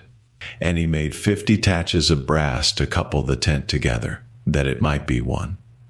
And he made a covering for the tent of rams' skins dyed red, and a covering of badger skins above that. And he made boards for the tabernacle of shittim wood, standing up.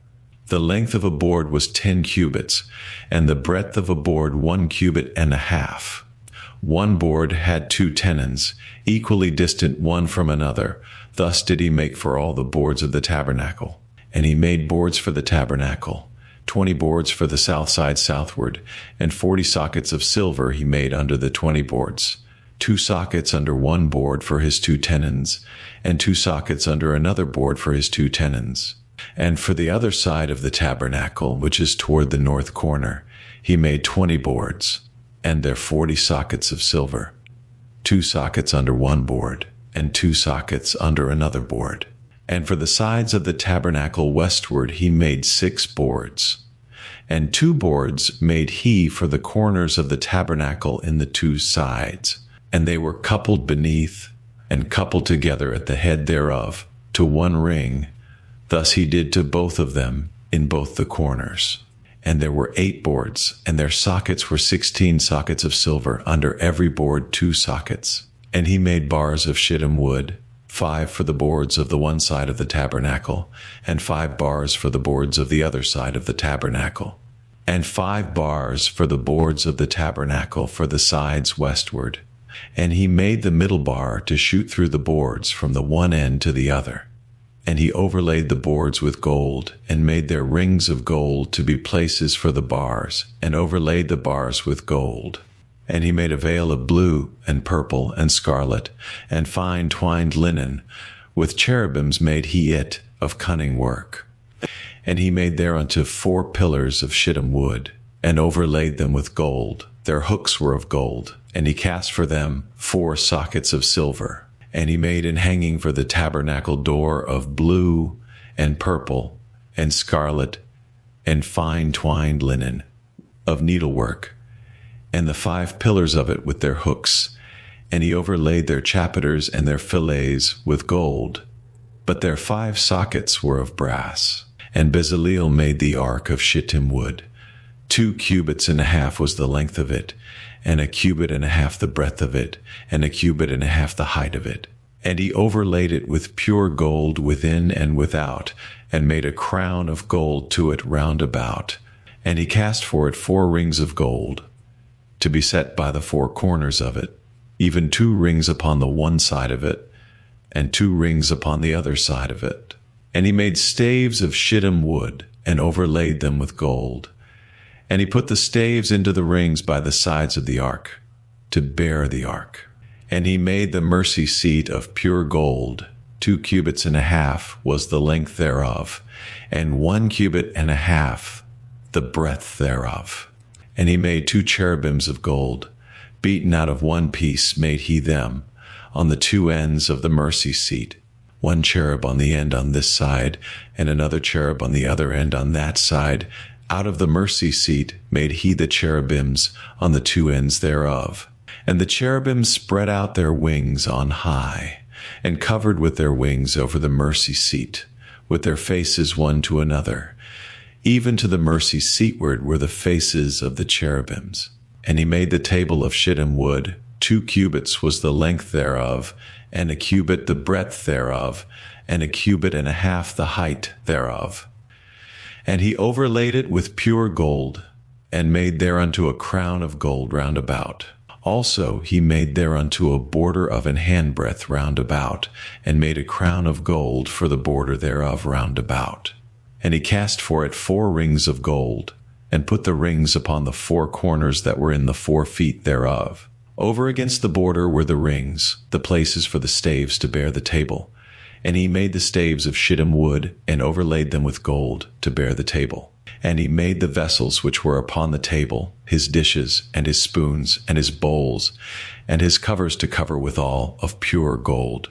And he made the candlestick of pure gold, of beaten work. Made he the candlestick, his shaft, and his branch, his bowls, his knops, and his flowers, were of the same.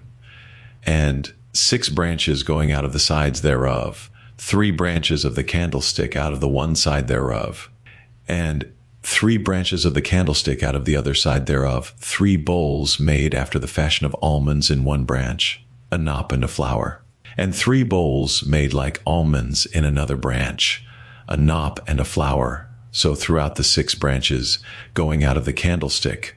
And in the candlestick were 4 bowls made like almonds, his knops and his flowers, and a knop under 2 branches of the same, and a knop under 2 branches of the same, and a knop under 2 branches of the same, according to the 6 branches going out of it. Their knops and their branches were of the same. All of it was one beaten work of pure gold. And he made his 7 lamps, and his snuffers and his snuff dishes of pure gold. Of a talent of pure gold made he it, and all the vessels thereof. And he made the incense altar of shittim wood. The length of it was a cubit, and the breadth of it a cubit. It was foursquare, and 2 cubits was the height of it. The horns thereof were of the same. And he overlaid it with pure gold, both the top of it and the sides thereof round about, and the horns of it. Also he made unto it a crown of gold round about. And he made 2 rings of gold for it under the crown thereof, by the 2 corners of it, upon the 2 sides thereof, to be places for the staves to bear it withal. And he made the staves of shittim wood, and overlaid them with gold. And he made the holy anointing oil, and the pure incense of sweet spices, according to the work of the apothecary. And he made the altar of burnt offering of shittim wood. 5 cubits was the length thereof, and 5 cubits the breadth thereof. It was foursquare, and 3 cubits the height thereof. And he made the horns thereof on the 4 corners of it. The horns thereof were of the same, and he overlaid it with brass. And he made all the vessels of the altar, the pots, and the shovels, and the basins, and the flesh hooks, and the fire pans. All the vessels thereof made he of brass. And he made for the altar a brassen grate of network under the compass thereof, beneath unto the midst of it. And he cast 4 rings for the 4 ends of the grate of brass, to be places for the staves. And he made the staves of shittim wood, and overlaid them with brass. And he put the staves into the rings on the sides of the altar, to bear it withal. He made the altar hollow with boards. And he made the laver of brass, and the foot of it of brass, of the looking glasses of the women assembling, which assembled at the door of the tabernacle of the congregation. And he made the court on the south side, southward. The hangings of the court were of fine twined linen, 100 cubits. Their pillars were 20, and their brazen sockets 20. The hooks of the pillars and their fillets were of silver. And for the north side, the hangings were 100 cubits. Their pillars were 20, and their sockets of brass 20. The hooks of the pillars and their fillets of silver. And for the west side were hangings of 50 cubits. Their pillars 10, and their sockets 10. The hooks of the pillars and their fillets of silver. And for the east side, eastward 50 cubits. The hangings of the one side of the gate were 15 cubits, their pillars 3, and their sockets 3. And for the other side of the court gate, on this hand and that hand, were hangings of 15 cubits, their pillars 3, and their sockets 3. All the hangings of the court round about were of fine twined linen. And the sockets for the pillars were of brass, the hooks of the pillars and their fillets of silver, and the overlaying of their chapiters of silver. And all the pillars of the court were filleted with silver. And the hanging for the gate of the court was needlework of blue and purple and scarlet and fine twined linen. And 20 cubits was the length, and the height in the breadth was 5 cubits, answerable to the hangings of the court. And their pillars were 4, and their sockets of brass 4, their hooks of silver, and the overlaying of their chapiters and their fillets of silver. And all the pins of the tabernacle and of the court round about were of brass. This is the sum of the tabernacle, even of the tabernacle of testimony, as it was counted, according to the commandment of Moses, for the service of the Levites by the hand of Ithamar, son to Aaron the priest. And Bezaleel the son of Uri, the son of Hur, of the tribe of Judah, made all that the Lord commanded Moses. And with him was Aholiab, son of Ahisamach, of the tribe of Dan, an engraver, and a cunning workman, and an embroiderer in blue, and in purple, and in scarlet, and fine linen. All the gold that was occupied for the work in all the work of the holy place, even the gold of the offering, was 29 talents, and 730 shekels, after the shekel of the sanctuary. And the silver of them that were numbered of the congregation was 100 talents, and 1,760 shekels, after the shekel of the sanctuary. A bekah for every man, that is, half a shekel, after the shekel of the sanctuary, for every one that went to be numbered, from 20 years old and upward. For 600,000 and 3,550 men. And of the 100 talents of silver were cast the sockets of the sanctuary, and the sockets of the veil, and 100 sockets of the 100 talents, a talent for a socket. And of the 1,775 shekels, he made hooks for the pillars, and overlaid their chapiters, and filleted them. And the brass of the offering was 70 talents, and 2,400 shekels. And therewith he made the sockets to the door of the tabernacle of the congregation, and the brazen altar, and the brazen grate for it, and all the vessels of the altar, and the sockets of the court round about, and the sockets of the court gate, and all the pins of the tabernacle, and all the pins of the court round about. And of the blue, and purple, and scarlet, they made cloths of service, to do service in the holy place, and made the holy garments for Aaron, as the Lord commanded Moses. And he made the ephod of gold, blue, and purple, and scarlet, and fine twined linen. And they did beat the gold into thin plates, and cut it into wires, to work it in the blue, and in the purple, and in the scarlet, and in the fine linen with cunning work. They made shoulder pieces for it to couple it together. By the two edges was it coupled together.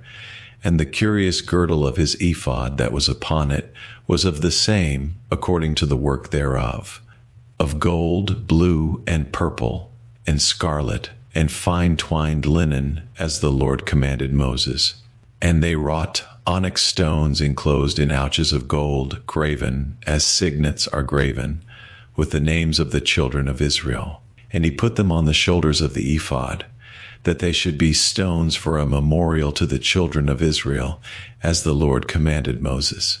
And he made the breastplate of cunning work, like the work of the ephod, of gold, blue, and purple, and scarlet, and fine twined linen. It was foursquare. They made the breastplate double. A span was the length thereof, and a span the breadth thereof, being doubled. And they set in it 4 rows of stones. The first row was a sardius, a topaz, and a carbuncle. This was the first row. And the second row, an emerald, a sapphire, and a diamond. And the third row, a ligure, an agate, and an amethyst. And the fourth row, a beryl, an onyx, and a jasper. They were enclosed in ouches of gold in their enclosings. And the stones were according to the names of the children of Israel 12, according to their names, like the engravings of a signet, every one with his name, according to the 12 tribes.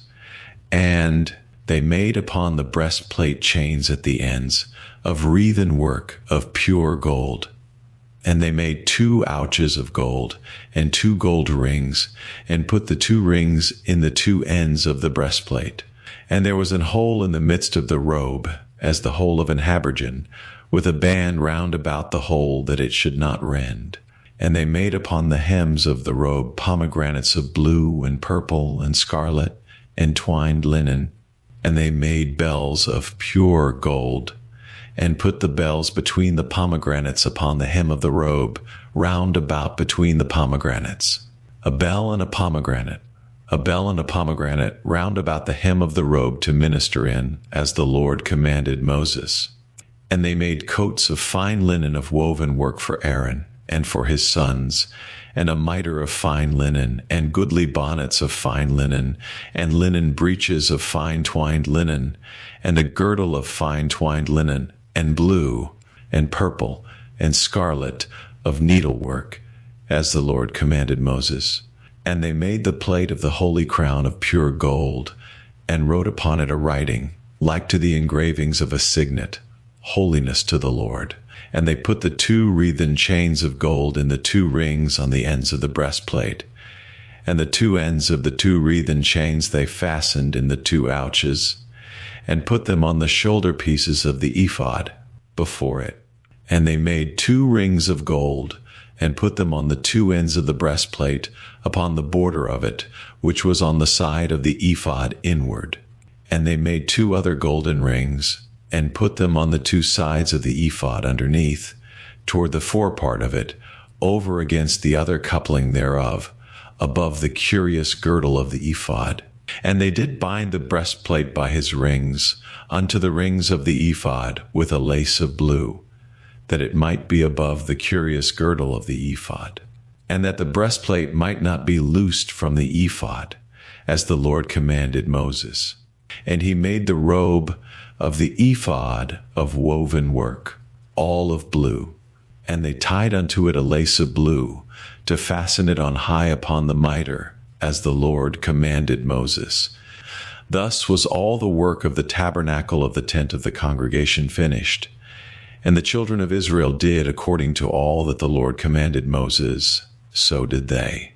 And they brought the tabernacle unto Moses, the tent, and all his furniture, his taches, his boards, his bars, and his pillars, and his sockets, and the covering of rams' skins dyed red, and the covering of badgers' skins, and the veil of the covering, the ark of the testimony, and the staves thereof, and the mercy seat, the table, and all the vessels thereof, and the shewbread, the pure candlestick, with the lamps thereof, even with the lamps to be set in order, and all the vessels thereof, and the oil for light, and the golden altar, and the anointing oil, and the sweet incense, and the hanging for the tabernacle door, the brazen altar, and his grate of brass, his staves, and all his vessels, the laver and his foot, the hangings of the court, his pillars and his sockets, and the hanging for the court gate, his cords and his pins,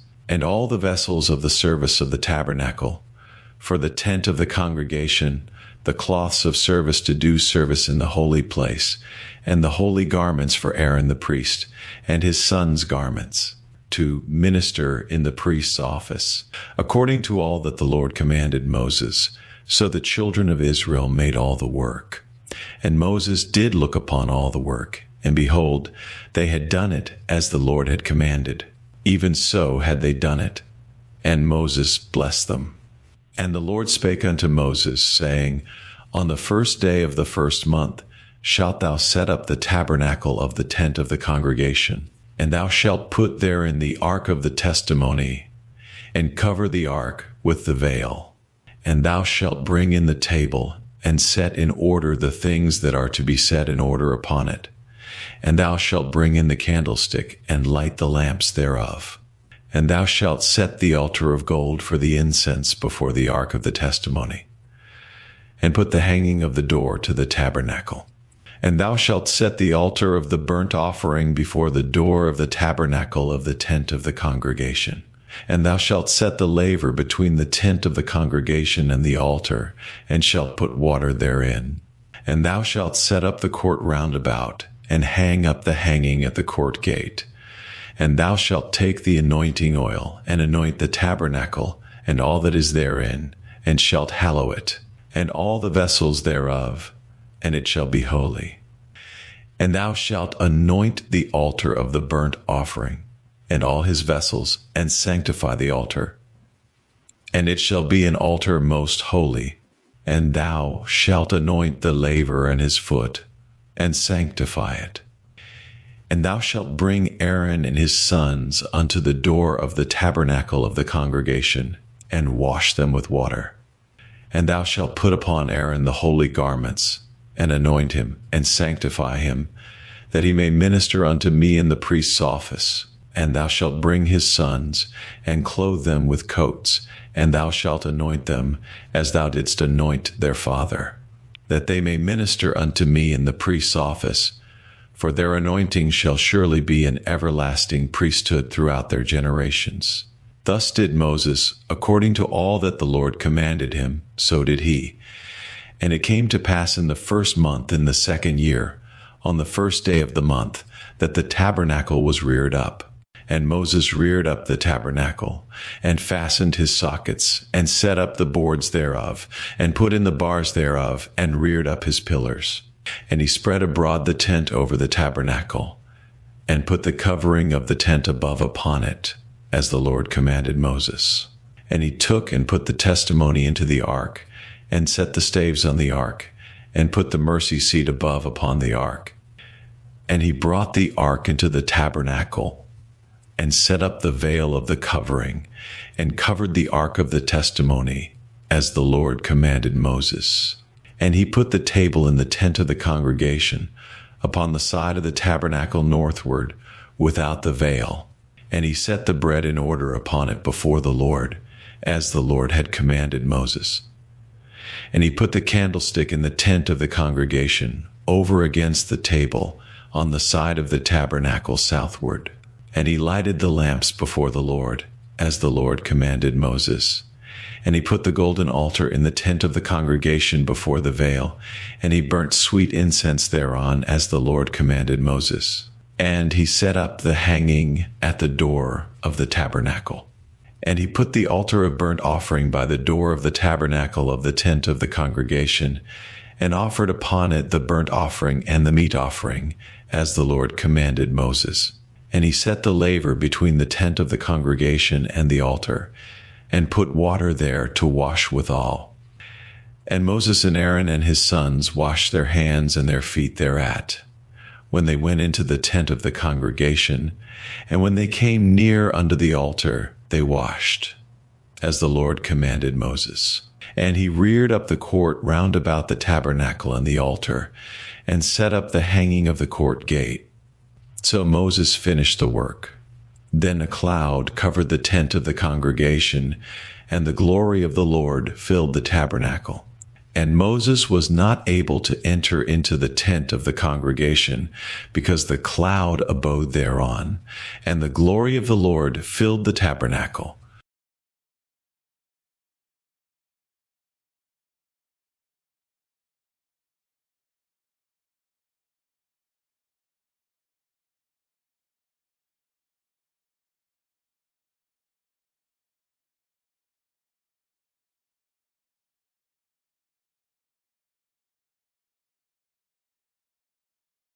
And when the cloud was taken up from over the tabernacle, the children of Israel went onward in all their journeys.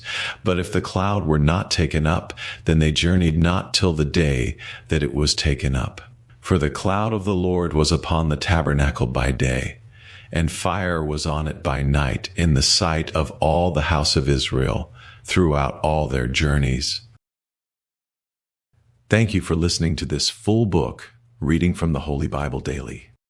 I pray this time in God's Word has been a blessing to you. May you reflect, meditate, and grow in faith through what you've heard today. If this reading has blessed you, please take a moment to like and share it. And if you haven't already, be sure to subscribe so you won't miss future Bible readings. Make sure to join me again as we continue through the Bible. Next, we'll be reading the book of Leviticus. Until then, may God's peace be with you.